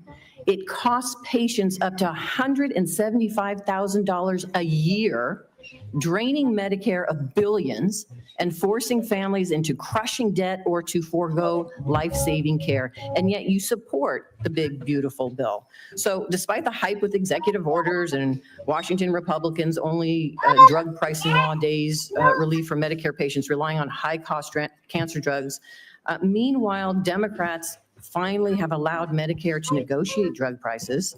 I will say that Keytruda, along with Opdivo and Darzalex, the three top-selling cancer drugs, were widely expected to be selected for Part B negotiation in 2026 for 2028 implementation. They are now, because of the actions of this administration, exempt from negotiation for at least several additional years, if not permanently. So my question to you, Mr. Secretary, is how do you justify claiming to take on big pharma while supporting a bill that shields drugs like Keytruda and other cancer drugs from Medicare negotiation, costing seniors and taxpayers billions and risking the lives of cancer patients who cannot afford their necessary medication?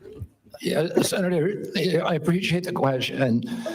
The Medicare drug negotiations in the IRA were very well intentioned, but they were poorly structured. What we found is that the negotiations that have occurred actually have ended up raising the costs for Medicare.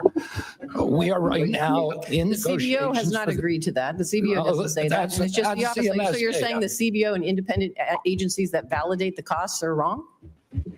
Well, that is CMS data. Okay, so let's just focus on the cancer drugs. Why aren't we negotiating those, bringing those down for families? Why does the bill exempt those?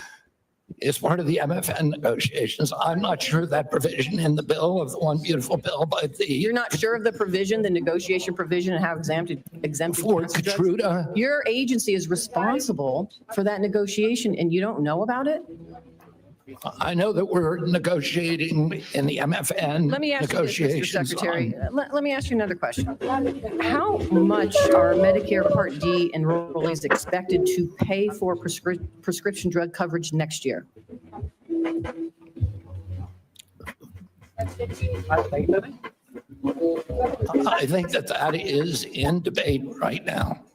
Let me tell you. Are you talking about They are going to pay $15 more than last year, up to $50 a month. Now, let me have a question for you on Part B. How much are Medicare Part B premiums expected to increase next year? I don't know. I talked to Dr. That is about, I think it's they're supposed to increase about 16%. 11.6% or $21.50 more each month. And again, last time you were before me, you couldn't answer the questions of the very agency and the authority that you have to address these issues.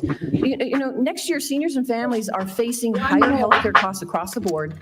23 million people on Medicare with a standalone Part D drug plan could see their premiums rise to $50 a month, up from 35, because the Trump administration is cutting the federal subsidy that has been keeping costs down. Part B premiums will jump 11.6%.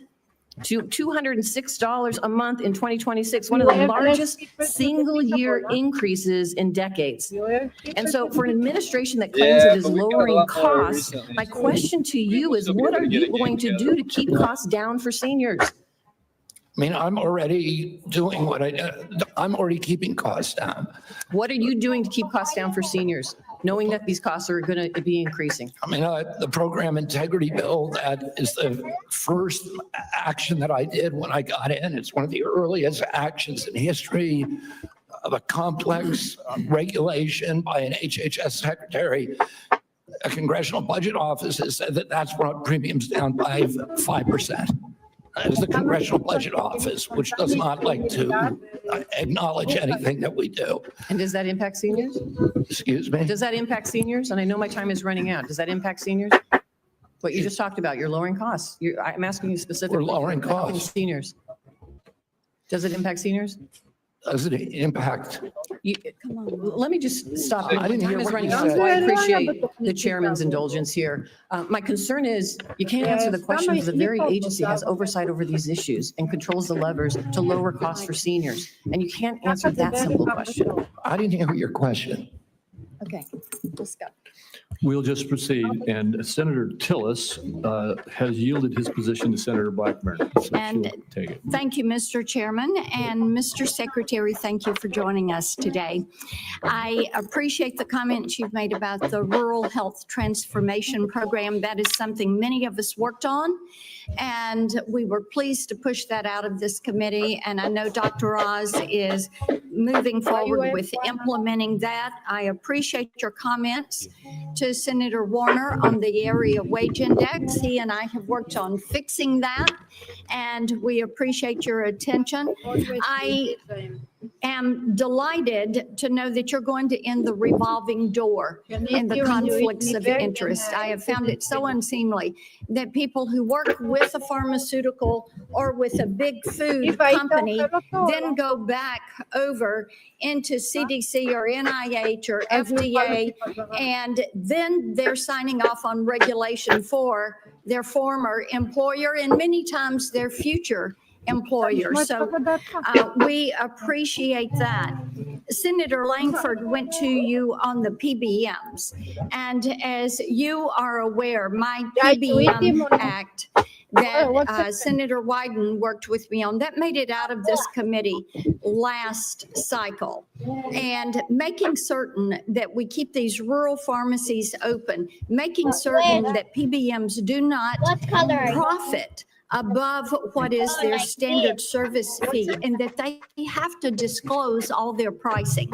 That is going to be an imperative.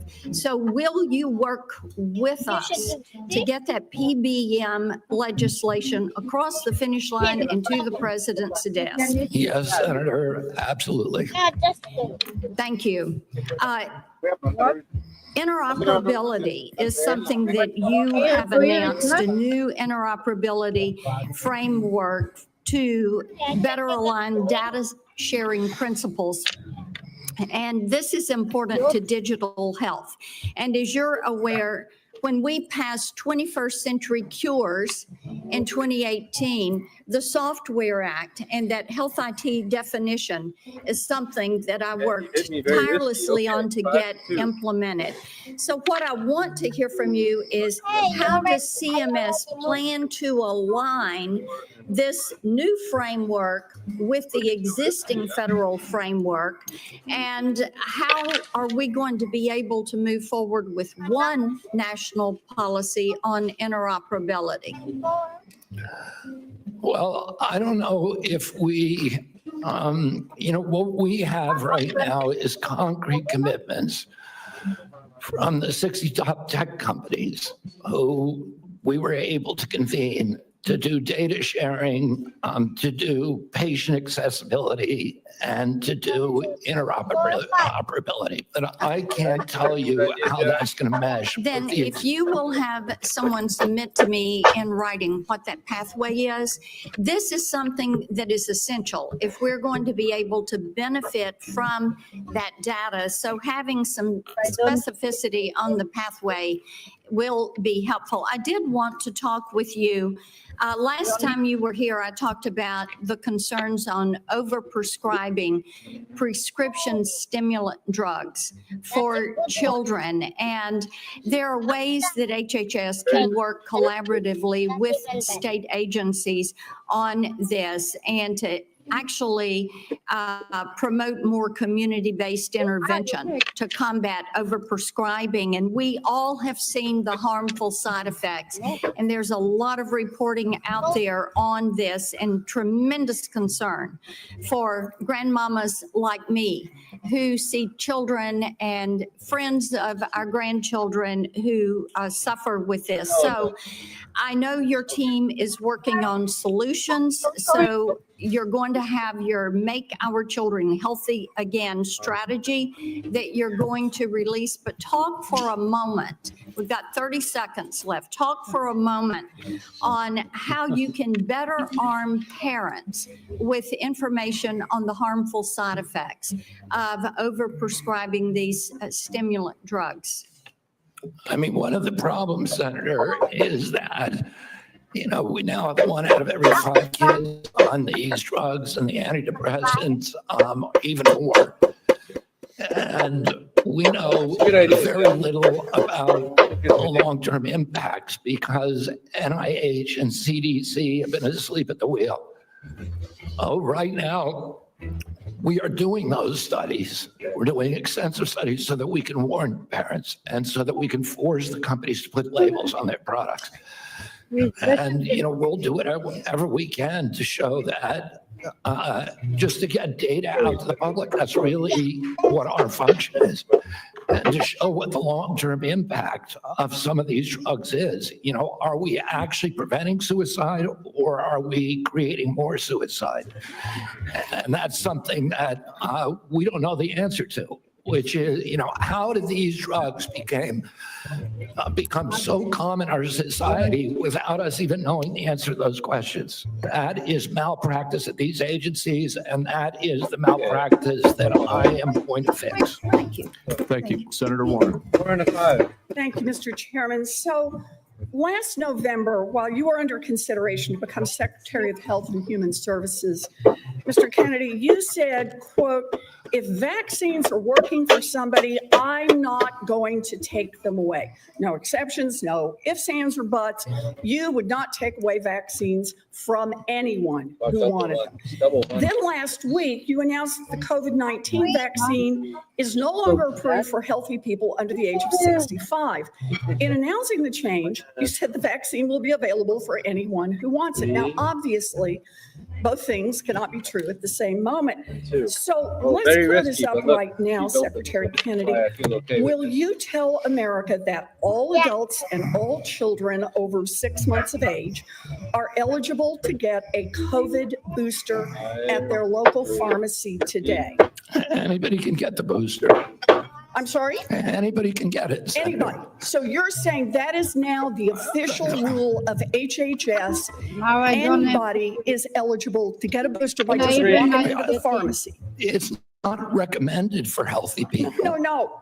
If you don't recommend, then the consequence of that in many states is that you can't walk into a pharmacy and get one. It means insurance companies don't have to cover the $200 or so cost. As Senator Dr. Cassidy said, you are effectively denying people vaccines. We're not going to recommend a product for which there's no clinical data for that indication. Is that what I should be doing? What you should be doing is honoring your promise that you made when you were looking to get confirmed in this job. You're going like this. That is, you promised that you would not take away vaccines from anyone who wanted them. You just changed the classification of the COVID vaccine. I'm not taking them away from people, Senator. It takes it away if you can't get it from your pharmacist. Well, most Americans are going to be able to get it from their pharmacy for free. Most Americans will be able to get it from their pharmacy for free. The question is everyone who wants it. That was your promise. No, I didn't. I never promised that I was going to recommend products for which there is no indication. When you said. And I know you've taken $855,000 from pharmaceutical companies, Senator. Did you hold up a big sign saying that you were lying when you said that? Because you are the one who said you would not take them away. Now, Senator. I'm not taking them away from anybody. Secretary. You want me to indicate a product for which there is no clinical data? Senator, is that what you want? Secretary Kennedy, you said you wouldn't, and now you did. I'm not taking them away. Everybody can get access to them. No, they can't walk into a pharmacy the way they could last month and get access. It depends on the state. It depends on the states. A year ago, but they can still get it. Everybody can get it. Everybody can get it, Senator. So look, let's move on. You clearly are taking away vaccines. I've seen the list for what's coming up next, and that is the agenda for the next CDC vaccine panel. And first up is ratifying your COVID actions. Second is hepatitis B is on the agenda. So should Americans expect you to take away hepatitis vaccine access as well, even though you promised not to? As I said, I'm not taking vaccines away from anybody. Okay, same answer, right? You're just going to deny that when people can't get access, that you're not taking it away. Then let me ask you, is that the same game you're going to play with me? You want me to recommend every product in the world So that, without any clinical trial data. Through on your promises. Yeah, my promise was to give. A month ago, we could get COVID vaccines by just walking. You can into a still get pharmacy. COVID vaccines, You are Senator. taking that away. No, you are So still, let me you can ask still you get the one more COVID vaccines, and question, Medicare Secretary will still Kennedy. pay for them, and Medicaid will You still tell the pay. head of the CDC that if she refused to sign off on your changes to the childhood vaccine schedule, that she had to resign. No, I told her that she had to resign because I asked her, are you a trustworthy person? And she said no. So if you had an employee who told you they weren't trustworthy, would you ask them to resign, Senator? So I'm sorry, but this is not what she has said publicly. She has Well, said. I'm she not would surprised about that. reapprove. So you're saying she's lying? Yes. Every conversation I had with her, there And were let me get witnesses. this straight. This is the same person that less than a month earlier, you stood next to her and described her as unimpeachable. And you had full confidence in her, and that you had full confidence in her scientific credentials. And in a month, she became a liar? Yeah, you should ask her what changed. And by the way, a month ago, you were voting against her. Oh, because you thought she was either incompetent, ineligible, or unsuited to the task. I voted Now I against her agree because with I was afraid she was going to bend the knee to you and Donald Trump. And it looks like she didn't bend the knee, so you fired her. Look, you're putting America's babies' health at risk, America's seniors' health at risk, all Americans' health at risk, and you should resign. Senator Sanders. Just want to pick up on Senator Warren's point. Are you telling us that the former head of CDC went to you, you asked her, are you a trustworthy person? And she said, no, I am not a trustworthy person? She didn't say, no, I'm not a trustworthy person. She said, no.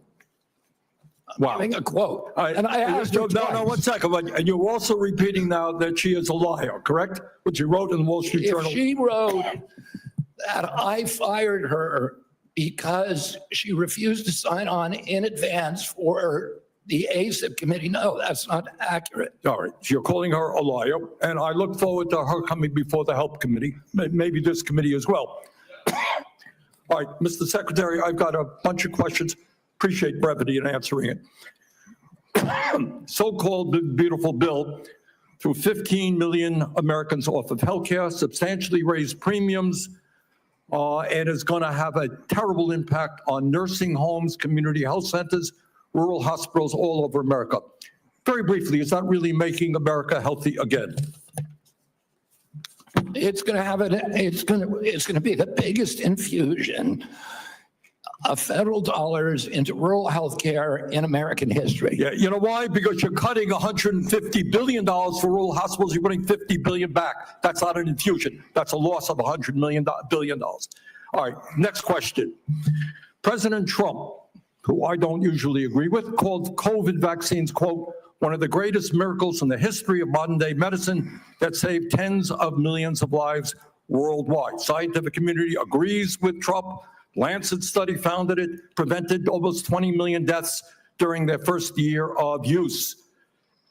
Secretary Kennedy, are President Trump and the medical community right, or do you still believe that the COVID vaccine was, quote, the deadliest vaccine ever made? No, first of all, I didn't say that. Oh, I said that in terms of affairs reports a while ago. I said today, I think that President Trump should get the Nobel Prize. So who's right? Is Trump in the medical community right, or are you right?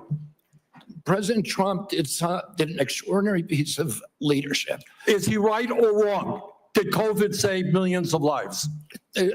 As I said, he got Americans back to work. At that time, that particular vaccine was perfectly matched to the virus that was circulating then. And I have no idea how many lives it saved, but it saved quite a few. You know, what I find a little bit weird in this discussion, I'm hearing it over and over again this morning, Mr. Chairman, is we've got the entire medical community on one side. You got the AMA representing hundreds of thousands of doctors, the American Academy of Pediatrics, the American Public Health Association. All of these organizations are telling us that COVID vaccine and vaccines in general are safe and effective. You are casting doubt on that. Who are the organizations that are agreeing with you and casting aspersions on vaccines? The primary advisors are Marty McCary, Jay Bhattacharya, Dr. Oz, Vinay Prasad. So you got a few doctors who agree with you, and I'm giving you the Not name. a few doctors. What you're talking about is there's a big difference, Senator, between established science and the scientific establishment, which has been co-opted by the pharmaceutical Oh, hold on. So you're telling the American people that the American Medical Association, representing hundreds of thousands of people, have been co-opted and that they should not trust their doctors. And I'm the telling you, American Academy of Pediatrics, and by the way, just for the record, every single Republican, I don't mean to be political here, Mr. Chairman, has received PAC money from the pharmaceutical industry. Are they all corrupt as well? And I'm telling you, the American Heart Association has been co-opted by the food Everybody but you, Senator. But you know what? When you ran for president, we have a corrupt campaign finance system. Maybe you'll agree with me on that. Okay, you were already president, you got a billionaire behind it. You received $300,000 from people, not from the industry, people in it, as I did, from individuals. You corrupt. President Trump got $3 million. Every Republican got corporate PAC money for the pharmaceutical industry. Democrats as well. Everybody is corrupt, but you? Is that what we're looking at? I don't think so. And I think the issue now— I don't even know what you're talking about. Well, I think you do know what I'm talking about. I don't know what you're talking about. The issue is every time anyone disagrees with you— Are you saying the pharmaceutical industry was supporting my presidential campaign? I'm saying, I don't think so. I'm not saying that. I'm saying that the pharmaceutical industry is a greedy institution which is charging us the highest prices in the world. They are pervasive. But to suggest that every institution, the AMA, the pediatrics people, is corrupt because they disagree with you is an insult to the It's not, American people. listen, people disagree with me all the time. I have arguments in my agency, heated arguments every day with Jay Bhattacharya, with Marty McCary, with Dr. Oz. You have given the names of a few people. I have given you the names of organizations representing hundreds of thousands of doctors and scientists. I yield, Mr. President. Senator Tillis. Thank you, Mr. Chair. Secretary Kennedy, thank you for being here.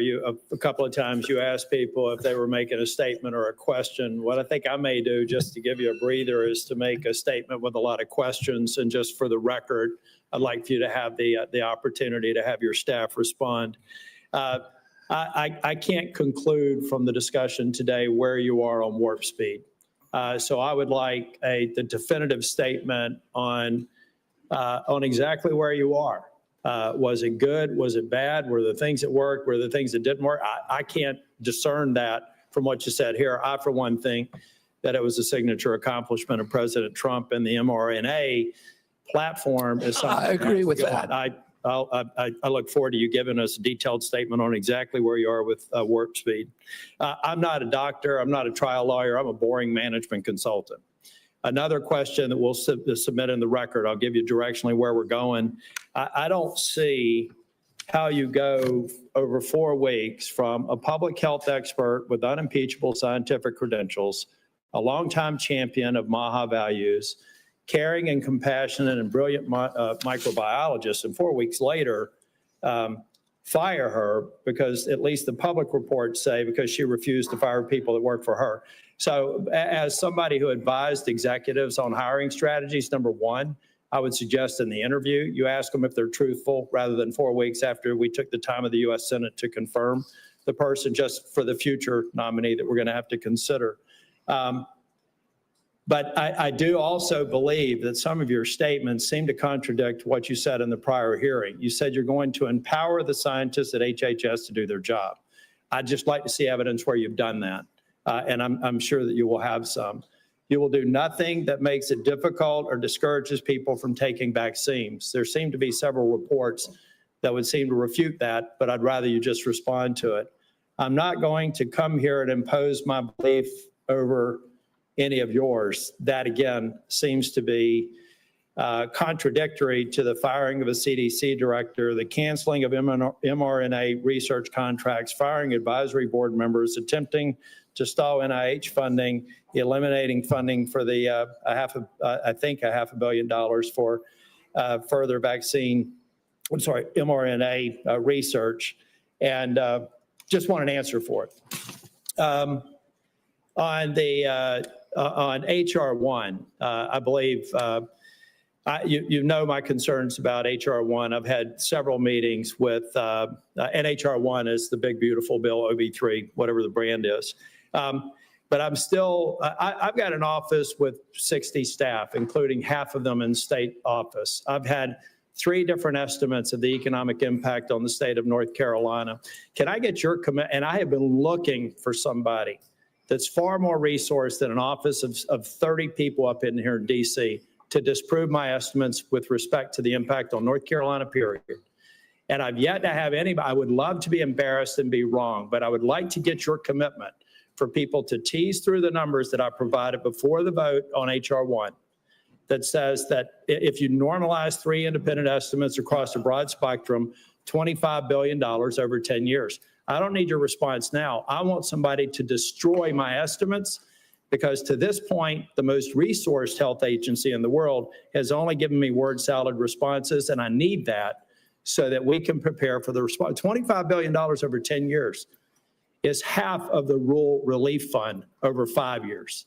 And so we just need to have that fact as a matter of policy so that we can go in North Carolina and absorb it. And I know every state's different, and I'm assuming every one of my colleagues here have done the math for their states, not focused on that. But I want you to destroy my estimates if they're in fact wrong, and I want you to acknowledge them if in fact they're right. That will come into question as well. Mr. Kennedy, you've stated multiple times in response to other members' questions that scientists were lying. We'll go back to the record in cases where you've said that. I'd just like to see the scientific evidence to substantiate that. I'm going to stipulate that you were honest and you had research behind it. We'll go back and figure out what scientific studies you believe are founded on lies and not scientifically viable.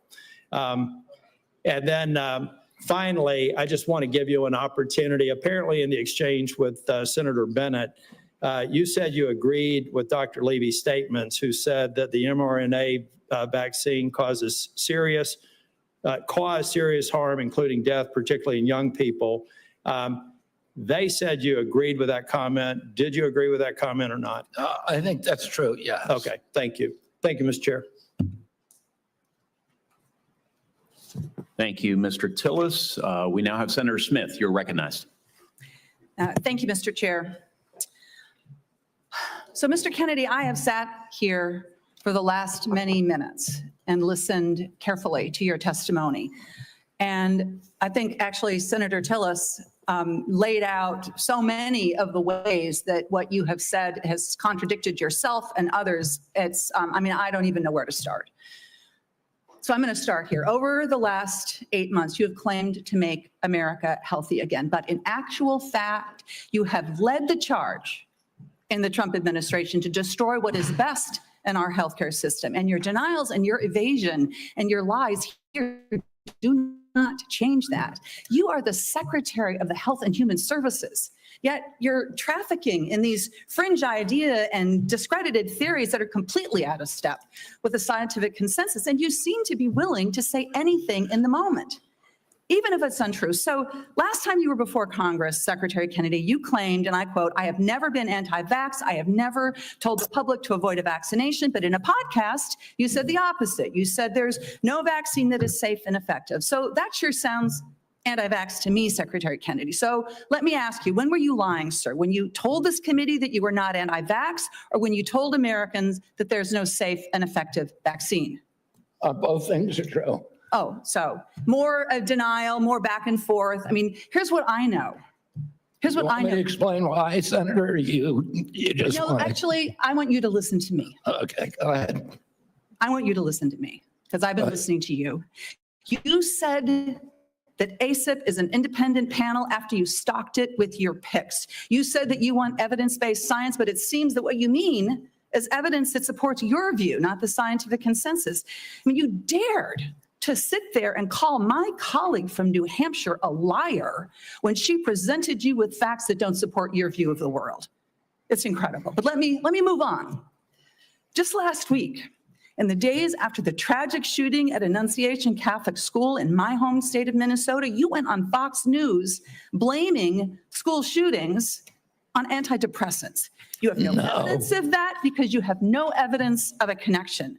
And you want to talk about... You're just saying something. You're just making stuff up. You know, this is what you say, right? Secretary Kennedy, when someone presents you with information that does not fit... I did not blame that shooting. I have no idea whether... I have no idea, and I never said that. You're making it up. You're twisting. Yeah, you are. Secretary you are being Kennedy, dishonest right now. If you want to talk about mental health and gun violence in this country, if you want to talk about mental health and gun violence in this country, we should be talking about that because that's what the parents of Annunciation School. You don't want to talk. You want to harangue, and you want to politically. You want to have partisan politics.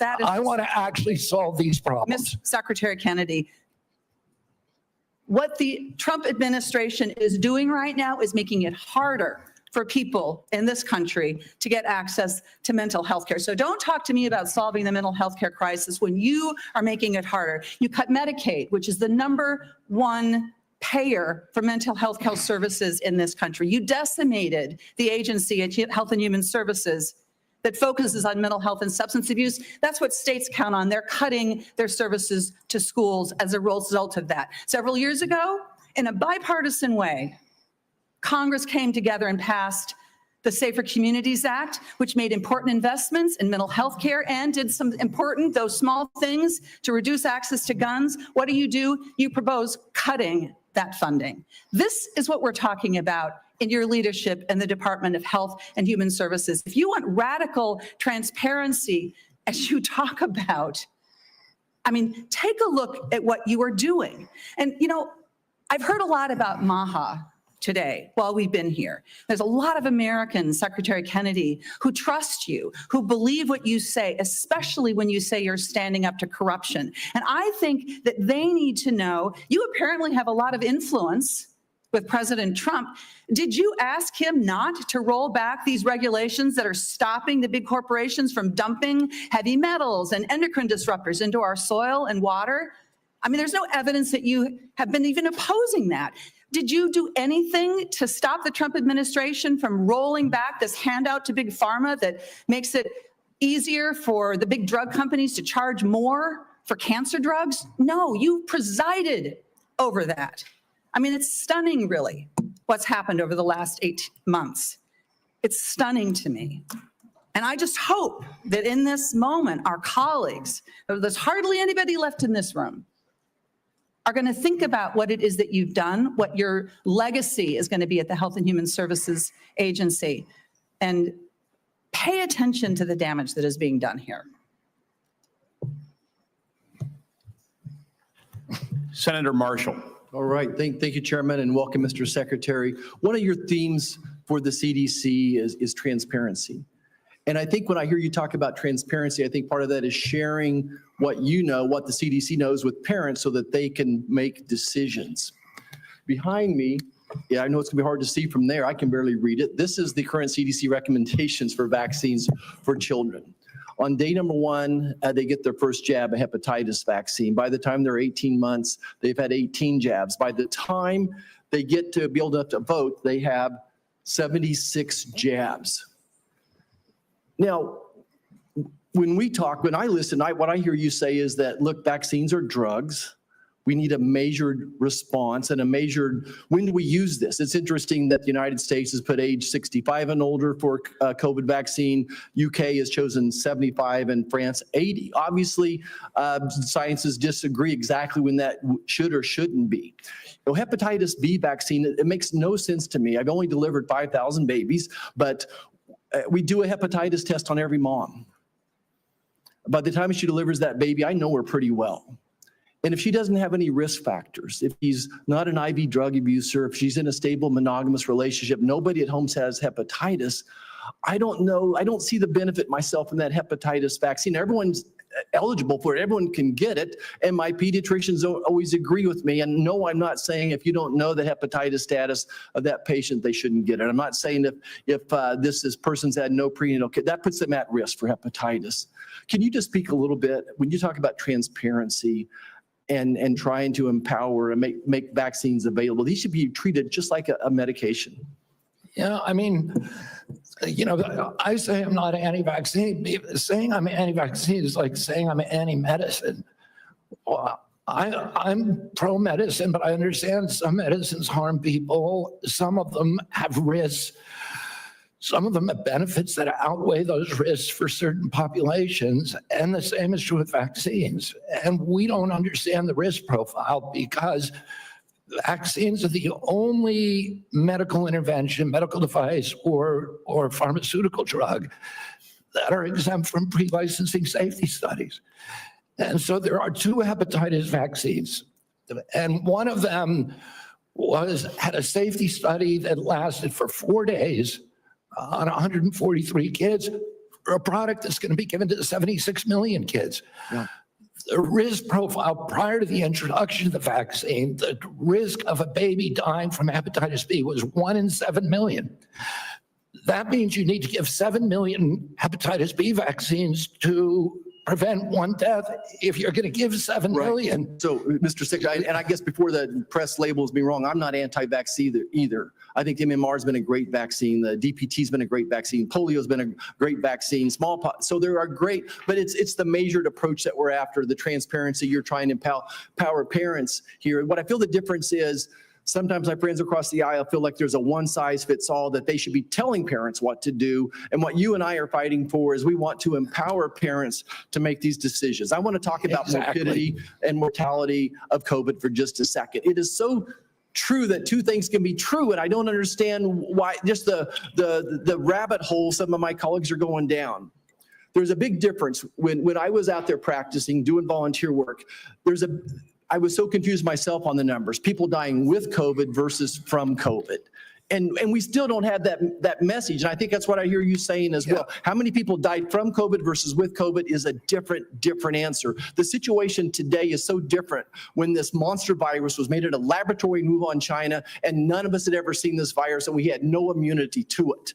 But today, every American's had COVID a dozen times probably, and we built up immunity. I think that's why both things are true. It was a miracle. Warp speed was a miracle. What President Trump and his team did, and it saved millions of lives most likely. But it's also true that it probably killed some people. Like most vaccines do, there is a death rate associated. So both things are true. Anything else you want to clear up on the morbidity, mortality of COVID and COVID vaccines? Well, I think you just cleared it up. The COVID vaccine was critical. President Trump's leadership got it to us when our society was locked down. It allowed us to open up. It was, as I said, perfectly matched to a virus that was new in the experience of humanity. And so it was a miracle. Right now, we're dealing with completely different circumstances where the virus has mutated, where it's much less dangerous, where there's a lot of natural immunity and herd immunity. And so the calculus is different and it's complicated. And, if you just want to turn everything into a soundbite, it makes it, you can't have a grown-up conversation. But there were more reports to VAERS, which is the only surveillance system that we have, of injuries and deaths from that vaccine that all vaccines put together in history. So we have to acknowledge that there was a cause. We acknowledge that there was a benefit. We can't quantify either one because of the data chaos at CDC. And that's all I'm saying. And they think I'm being evasive because I won't make a kind of a statement that's almost religious in nature. Did it save 1 million lives? Well, there's no data to support that. Or maybe data, there's no study that there's modeling studies, there's faulty data. I'm not going to sign on to something if I can't do it to a scientific certainty. It doesn't mean that I'm, anti-vax. It just means I'm pro-science. Thank you. I yield back. Thank you. Senator Lujan. Thank you, Mr. Chairman. Secretary Kennedy, Dr. Daskalakis, who recently resigned as director of the National Center for Immunization and Respiratory Diseases, his resignation letter stated he and his team were never allowed to brief you. I'm curious who you're listening to, since it's clear you're not listening to qualified experts like Dr. Daskalakis. Can you give the committee the name of the person? I don't consider Dr. Daskalakis. Mr. Secretary, the question that I have for you is, can you give the committee a name of who you're getting briefed by? I'm getting briefed by all the time by CDC. Just a name. Well, Dr. William Thompson's one name. Thank you very much, sir. Now, but I can get you a whole list of others. It's on my schedule. Mr. Secretary, that's not a hard question. You know a lot of answers. I'm not being evasive. Okay, then you answered it. Let's go on. Now, you said that you're soon going to release a study claiming to reveal the cause of autism, timed unsurprisingly with the upcoming ACIP meeting to justify taking vaccines from Americans. Now, as you know, autism affects millions of children. So I guess you'd have the nation's top medical experts working on this. Mr. Kennedy, you hired a man named David Geyer to conduct this study. Is that correct? No. Is Mr. David Geyer working for HHS? He's a contractor, but he's not conducting a study. He's a contractor? He's a contractor. Do you know who works for you, Mr. Kennedy? Yeah. Do you know that Mr. Geyer is listed as a HHS on the employee directory as a senior data analyst, not a contractor? He's a contractor. He's not an SGE. So is your website wrong? He's not an SGE. I don't know what. I'm going to pull up the website for you. He's a contractor. If the website says he is a senior data analyst, will you at least admit to the committee? Well, I don't know if wrong? a contractor can be classified as a senior data analyst or not. Is Mr. Geyer a doctor? No. Did you know he never went to medical school? He's not practicing medicine. Did you know that he got caught in Maryland and was charged for practicing medicine without a medical license? He was charged by a medical board, sued the medical board, and the medical board was found to have acted in actual malice and was fined $2.6 million by a judge in Maryland for doing that. See, so you choose to know a lot when you want to know a lot. It's incredible, Mr. Kennedy. Senator, you're ridiculous. So here's the question I have. You brought him in to do this study. I think there's no question about it. I told you he's not doing a study. Is he participating in the study? No. Is he doing any analysis in regards to this study? No. What he's doing is getting access to the Vaccine Safety Data Link, which is the biggest repository for vaccine information that your friend would not give us for 7 months. For Mr. 7 months. Secretary, let me ask you this question, just because you know the answer. What is Mr. Geyer doing? He is the only one, because Congress ordered CDC to open up the VSD to him in 2002. He's the only outsider who's ever seen it. So because CDC will not give us, they have Mr. Secretary, is he participating in this then? No, you just said he's the only dude that knows what's going on here. Do you want me to explain it to you, Senator, or do you just want to show? Do you just want to showboat? I'll submit. You just want to showboat for your ads, or do you want to hear a real answer to your question? Mr. Secretary, you choose to know answers to questions with some colleagues. I'm willing to give you the answer. I'm willing to give you the answer. Secretary, someone should have asked you, maybe President Trump should have asked you, are you a trustworthy person? And we should have waited for an answer then. Let's move on. I don't even know what you're talking about. You're talking gibberish. Mr. Secretary, let me speak slowly and clearly so that you can understand me through my New Mexico accent. And then give me a chance to answer. Does this help? Can you understand me? Yes. Appreciate that. Mr. Secretary, yes or no, did you hire Mr. Geyer to do this study? No. Mr. Chairman, well, let me ask, maybe we'll just get a good answer here. Mr. Secretary, will you commit to sharing the protocols used for the autism study with Congress and to the public? They're public. Will you commit to giving it to this committee by the end of the week? No, not because that's not the way it works. Will you? You don't even know what you're talking about. Mr. Secretary, will you commit to sharing the protocols for the study by the end of the month? We already have. You just said it's public. We put out the notice of funding opportunities, and then the scientists from all over the world. You're not understanding me. Let me. No, you're not understanding how the world works. Do you understand what the protocols Senator, are? Do you understand what they are? The scientists who are doing the studies submit the protocol. Okay, so you know That's what not they coming are. from us. So will you commit to sharing those protocols with this committee? Well, anybody can get a hold of the protocol. It's published with the study. Mr. Chairman, what I'd like to ask is for your commitment here. I'll send a letter to the secretary. I'll ask for support from the leadership of this committee to ask for those protocols. If those protocols are not given to this Anybody committee, can get the protocols. Mr. Secretary, I'm not talking to you. Mr. Chairman, what I'm asking. If the protocols are public, we can work with you. What I'm asking, Mr. Chairman, is that if those protocols are not given to this committee, I'm asking for your agreement that we follow through with the subpoena to get them. No, I will not agree to subpoena anything. Let's see what But happens. Mr. Chairman, you'll help me get them if they're available publicly? Yes. I appreciate that, Mr. Chairman. Mr. Kennedy, with all the questions here today, people just want to know the truth.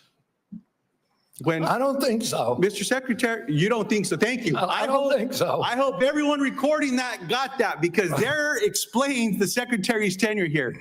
Look, 2 young ladies in Las Cruces, New Mexico at a town hall recently gave me this starfish pin. I was going to give it to you today, but after your questioning today, I don't think you deserve it because what this represents is to remember that every one of us can make a difference, sir, to something as small as a starfish on a beach that maybe got washed up, you throw it back in the ocean.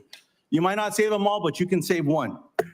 I'm sorry that you're not worthy of this nice little pin, sir, as a nice reminder. I'm going to pray for you, Secretary Kennedy. I hope we do better. I want you to do better, but today was a failure for you, man. I yield back. Senator Warnock. Thank you, Brother Chair. Less than a month ago, we received the heartbreaking news that a gunman opened fire at the CDC campus in Atlanta, Georgia. This obviously is my neck of the woods. This is heart-wrenching for all Americans, but for those of us especially who live in that area. A DeKalb County police officer, David Rhodes, was killed. The shots hit buildings on campus in at least 180 places, narrowly missing the CDC's daycare center. Law enforcement recovered nearly 500 shell casings. Clearly, he came to do a lot of damage. It's a miracle, and thanks to the quick action of Metro Atlanta and state law enforcement, more people were not killed. The Georgia Bureau of Investigation announced that prior to the attack, the gunman expressed discontent with the COVID vaccine and, quote, wanted to make the public aware of his distrust of the vaccines. Secretary Kennedy, I assume you are aware of these disturbing reports of the gunman's motives? Yes. And, I understand that some people may have concerns about new medical breakthroughs, but those people don't have the world's top medical experts working under them. You've been over HHS for 7 months now. Have you ever been CDC's career immunization officials to discuss your concerns? And by the way, every member of this panel has criticized President Trump and demonized him. Have you ever Are been you briefed? complicit in the assassination attempts on President Trump? Sir, I'm asking the questions. You are the witness. It's a simple yes or no question. Have you ever been briefed by CDC's career immunization officials to discuss their concerns? Yes, I have. What was the answer? Yes. You have been briefed by CDC officials, the career immunization officials to express your. The senior vaccine safety scientist, for example. Have you ever been to the CDC as secretary before the shooting on August 8th? Have I ever been there as secretary? Have you been there as secretary before the shooting? No. Okay. Let's return to the shooting and the aftermath. Secretary Kennedy, I'm about to ask you a series of yes or no questions about the events of the past month. And I would appreciate just a yes or no response. You called Dr. Manarez to your office on August 25th for a meeting. Is that correct? Yes or no? It could be. I just don't know the date. I'd have to check my calendar. Was Jim O'Neill the man you just appointed as acting director of CDC Yeah. in the room on whatever date you met with him, since you can't recall? Was he in the room when you met Yes. with Dr. Manarez? In that meeting, did you criticize Dr. Manarez for her statements to CDC following the shooting where she said, quote, misinformation can be dangerous? I don't believe so. I have no record. You don't believe you criticized her? Oh, I criticized her. Did you criticize Not her? for that. Did you criticize I don't her? know. I don't even. Did you I don't know criticize her anything for her about that statements statement. to CDC workers following the shooting? Did I what? Did you demand that she fire career scientists or public experts at the CDC? Yes. Did you demand that she accept the recommendations of your hand-picked vaccine advisory panel without further review by career CDC scientists? No, I did not. You didn't ask for her commitment ahead of time that she would accept the recommendations from the advisory panel? You're No, denying what that? I asked her about is she had made a statement that she was going to not sign on. And I wanted clarification about that. Did you tell her to accept the advisory panel's recommendations? I told her I didn't want her to have a rule that she's not going to sign on to it. Did you say that the CDC was, quote, the most corrupt federal agency in the history of the world? Not the history of the world, but definitely Did you within say- HHS. did you say that? I did not say that, but I did say it's the most corrupt agency in HHS and maybe the government. So you call the CDC corrupt. Did you say that CDC staff are, quote, horrible people? Horrible people? Did you say that they're killing children and they don't care? No. Okay, I think that we all have a history of listening to you and these answers, but you're on the record for a number of these statements. Despite your lack of credentials and expertise, clearly you have an agenda. It is a threat to the public health of the American people. It's clear that you are carrying out your extremist beliefs, which is why you attempted to fire Dr. Senator, we're the Manarez. sickest people in the world. I'm not. We're the sickest people on earth. I'm speaking. How am I a threat? Secretary Kennedy, for the first time, we're seeing deaths from children from measles. We haven't seen that in 2 decades. We're seeing that under your watch. You are a hazard to the health of the American people. Can I respond to that, Senator? No, I claim back my time. We need to wrap You up. are a hazard to the health of the American people. I think that you ought to resign. And if you don't resign, the President of the United States, who put forward Operation Warp Speed, which worked, should fire you. Thank you so much. Senator Welch. Mr. Chairman, thank you. I want to sum up, and I want to make 3 points. First, we have a healthcare affordability crisis in this country. And second, Secretary Kennedy's policies is making that affordability crisis worse, not better. And third, Mr. Chairman, the United States Senate is not doing its job. Healthcare. Citizens of the United States, our employers, our taxpayers and our families pay the most and get the least. That has been persistent and chronic, and it's not being addressed, it's being aggravated.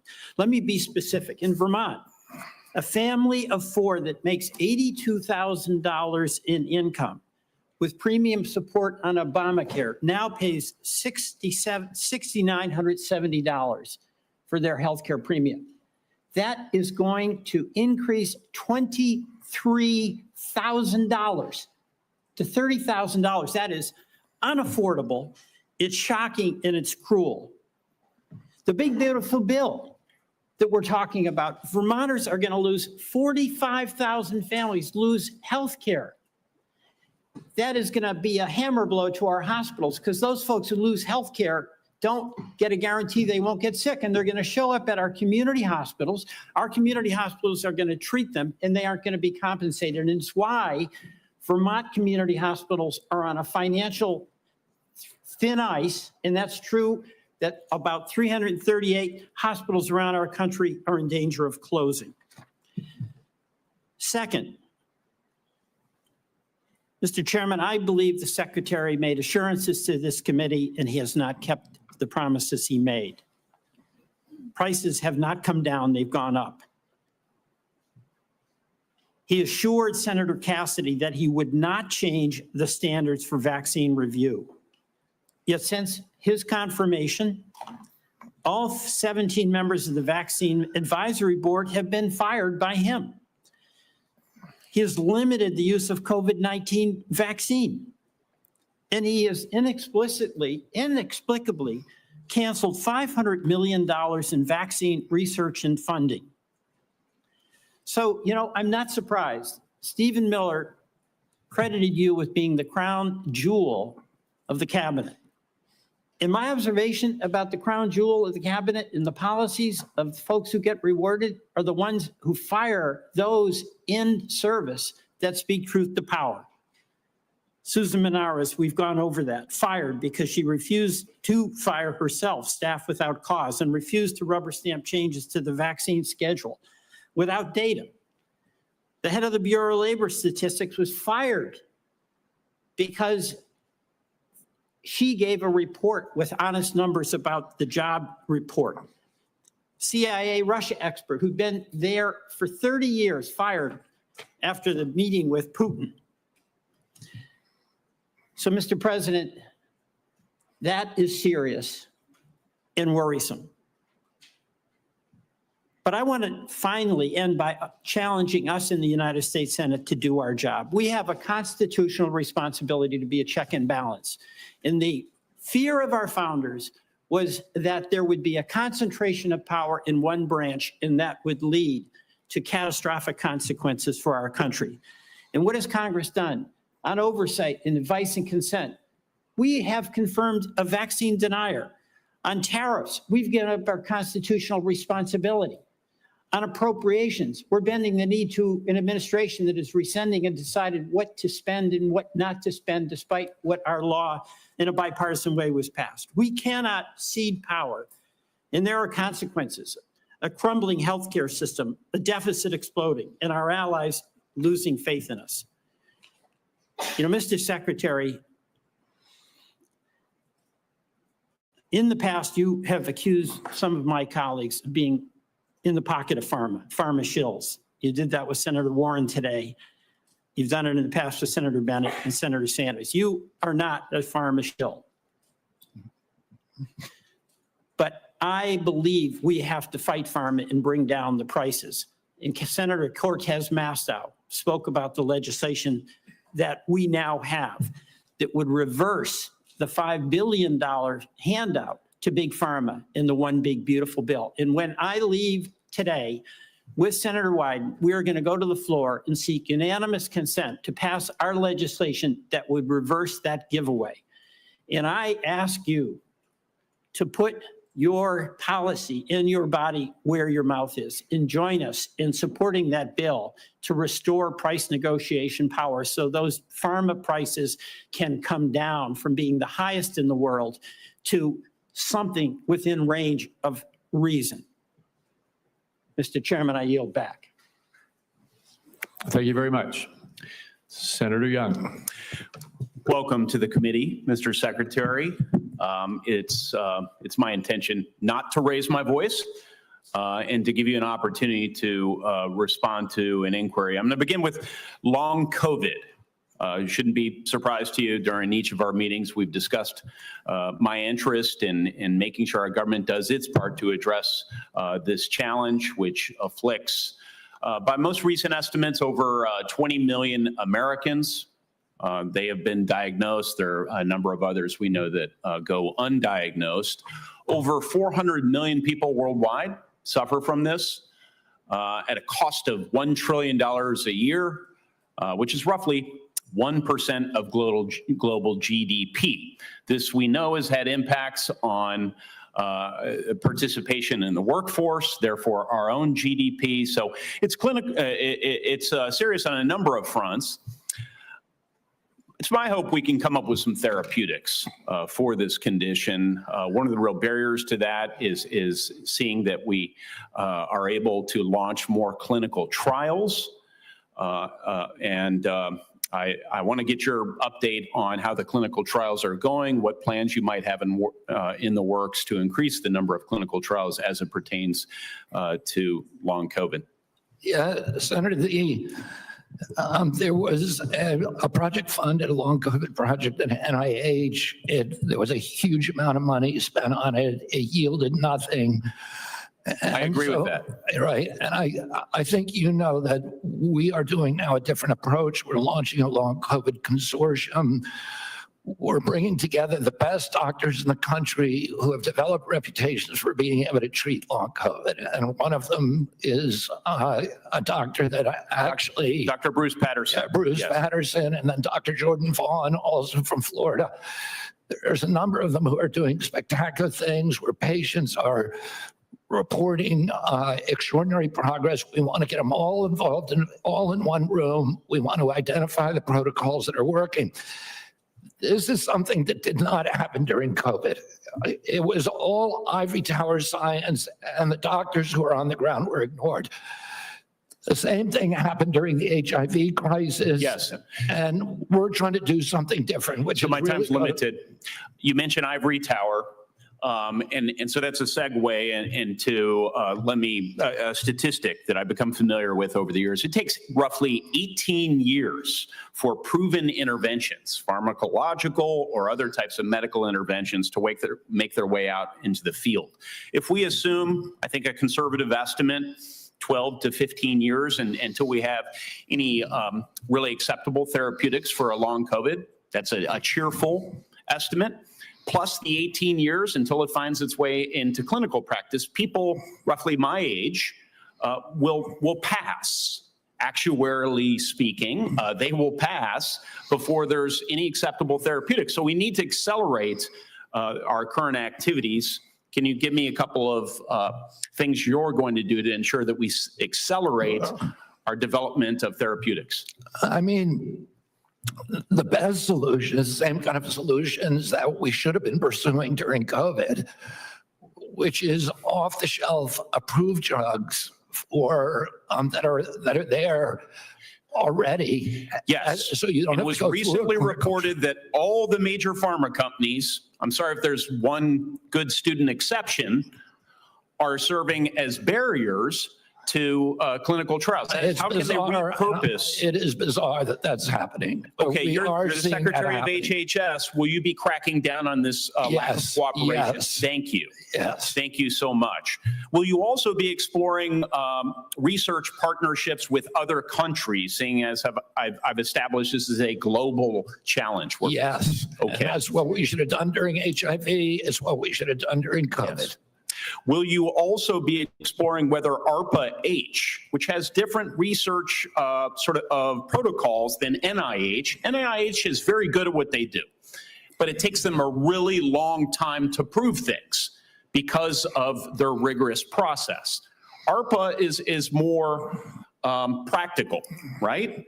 And so one could imagine ARPA-H tackling this challenge. Will you be encouraging? We're absolutely open to that, Senator. Okay. Will you be working with me and other members of the committee on your aggressive strategy as it continues? Yeah, to and be looking for good articulated? ideas everywhere. Okay, the last thing I'd like to briefly touch on with the chairman's indulgence is just recognizing the president's leadership as it relates to the appropriate use of civil commitment to deal with homelessness challenges, mental health challenges, et cetera. He's taking a look at these practices. This can be a difficult conversation for so many of us, but I think it is worth considering whether government can play a more assertive role in helping people off the streets who have serious mental illness get off the streets, receive the sort of treatment they really need to be healthy. Can you provide some very brief thoughts on this topic, and maybe then I could follow up with a phone call? On the topic of civil commitment. Yeah. We can follow up, It's Mr. mainly Secretary. happening in the States, so I want to hear your ideas on it, if there's something that you. Yeah, I we should think, be doing. I think the president said, you know, we ought to take a look at it. If there's somebody in 20-degree below zero Yeah. temperatures consistently in Washington, D.C., and they're believed to perhaps have mental health challenges, might we consider how to offer them care in Yeah. And, you know, a there's controlled setting rather than allowing them to freeze to death? Might that be humane as we Well, reconsider perhaps the two of application you of our could laws? follow up on that with each Yeah. All right. And Mr. Secretary, you've been here just like a minute or so under 3 hours. We appreciate that. We're not quite done yet. Senator Wyden has asked for one more round, so I said he, as the ranking member, should have the right to have one more round of 5 minutes for himself. And so Senator Wyden, why don't you go ahead? Mr. Secretary, we'll keep this brief. I want to ask about mifepristone. I was the first member of Congress to hold a hearing on this drug, which now has served more than 7.5 million women. And of course, it is used for reproductive health and medication abortion. It has been documented again and again as safe. And people say safer than Tylenol. And the reason that I'm asking the question is that I'm getting reports that you've said you're going to conduct a complete review of mifepristone's safety. And what we're hearing is it's not based on new clinical trials or data from the scientific community, but on one reviewed paper that's not a peer-reviewed paper by a political organization and Project 2025 sponsor whose stated mission is to advance an anti-abortion agenda. So what I'd like to hear today is for you to say that you'll commit that your best scientists, without bias, will be permitted to conduct this entirely unnecessary safety review. I don't see any evidence for it. You've called for it. But what I'd like to do is make sure that it's done right. And I'm very troubled by what I've heard about it. Your thoughts? You have my commitment. Okay. That'll Yeah. be good science and good scientists. Okay. We'll get back to you to talk about specifically how that's going to play out, but I appreciate that. Okay, one last point for you, Mr. Chairman. I'm going to ask unanimous consent to enter into the record declaration by these kids, you know, some of them very young, who in the middle of the night, we were told by whistleblowers are being whisked away and the like. And what I'd like to enter into the record are statements by these kids that we have learned about, and also a memo prepared by the Guatemalan government outlining the deportation effort into the record. We've been able to obtain that, and I think it's an important part of the debate. And with that, I beat my time of 5 minutes. All right, without objection.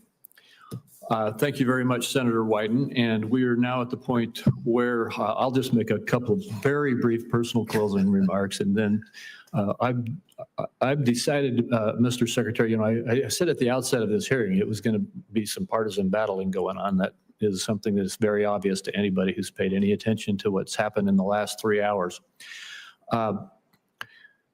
There were several times that you were cut off or I had to cut you off because we needed to keep moving along. And I'm not suggesting that you need to or should, but if there's anything that you felt you didn't have a chance to say, if you could briefly say it now, or if you would like, you'll have the opportunity to submit written responses to questions, which I'm going to reference in a minute, and you could make any further statements that you would like to make at that point. But I think I'll have mercy on everybody here and let us adjourn.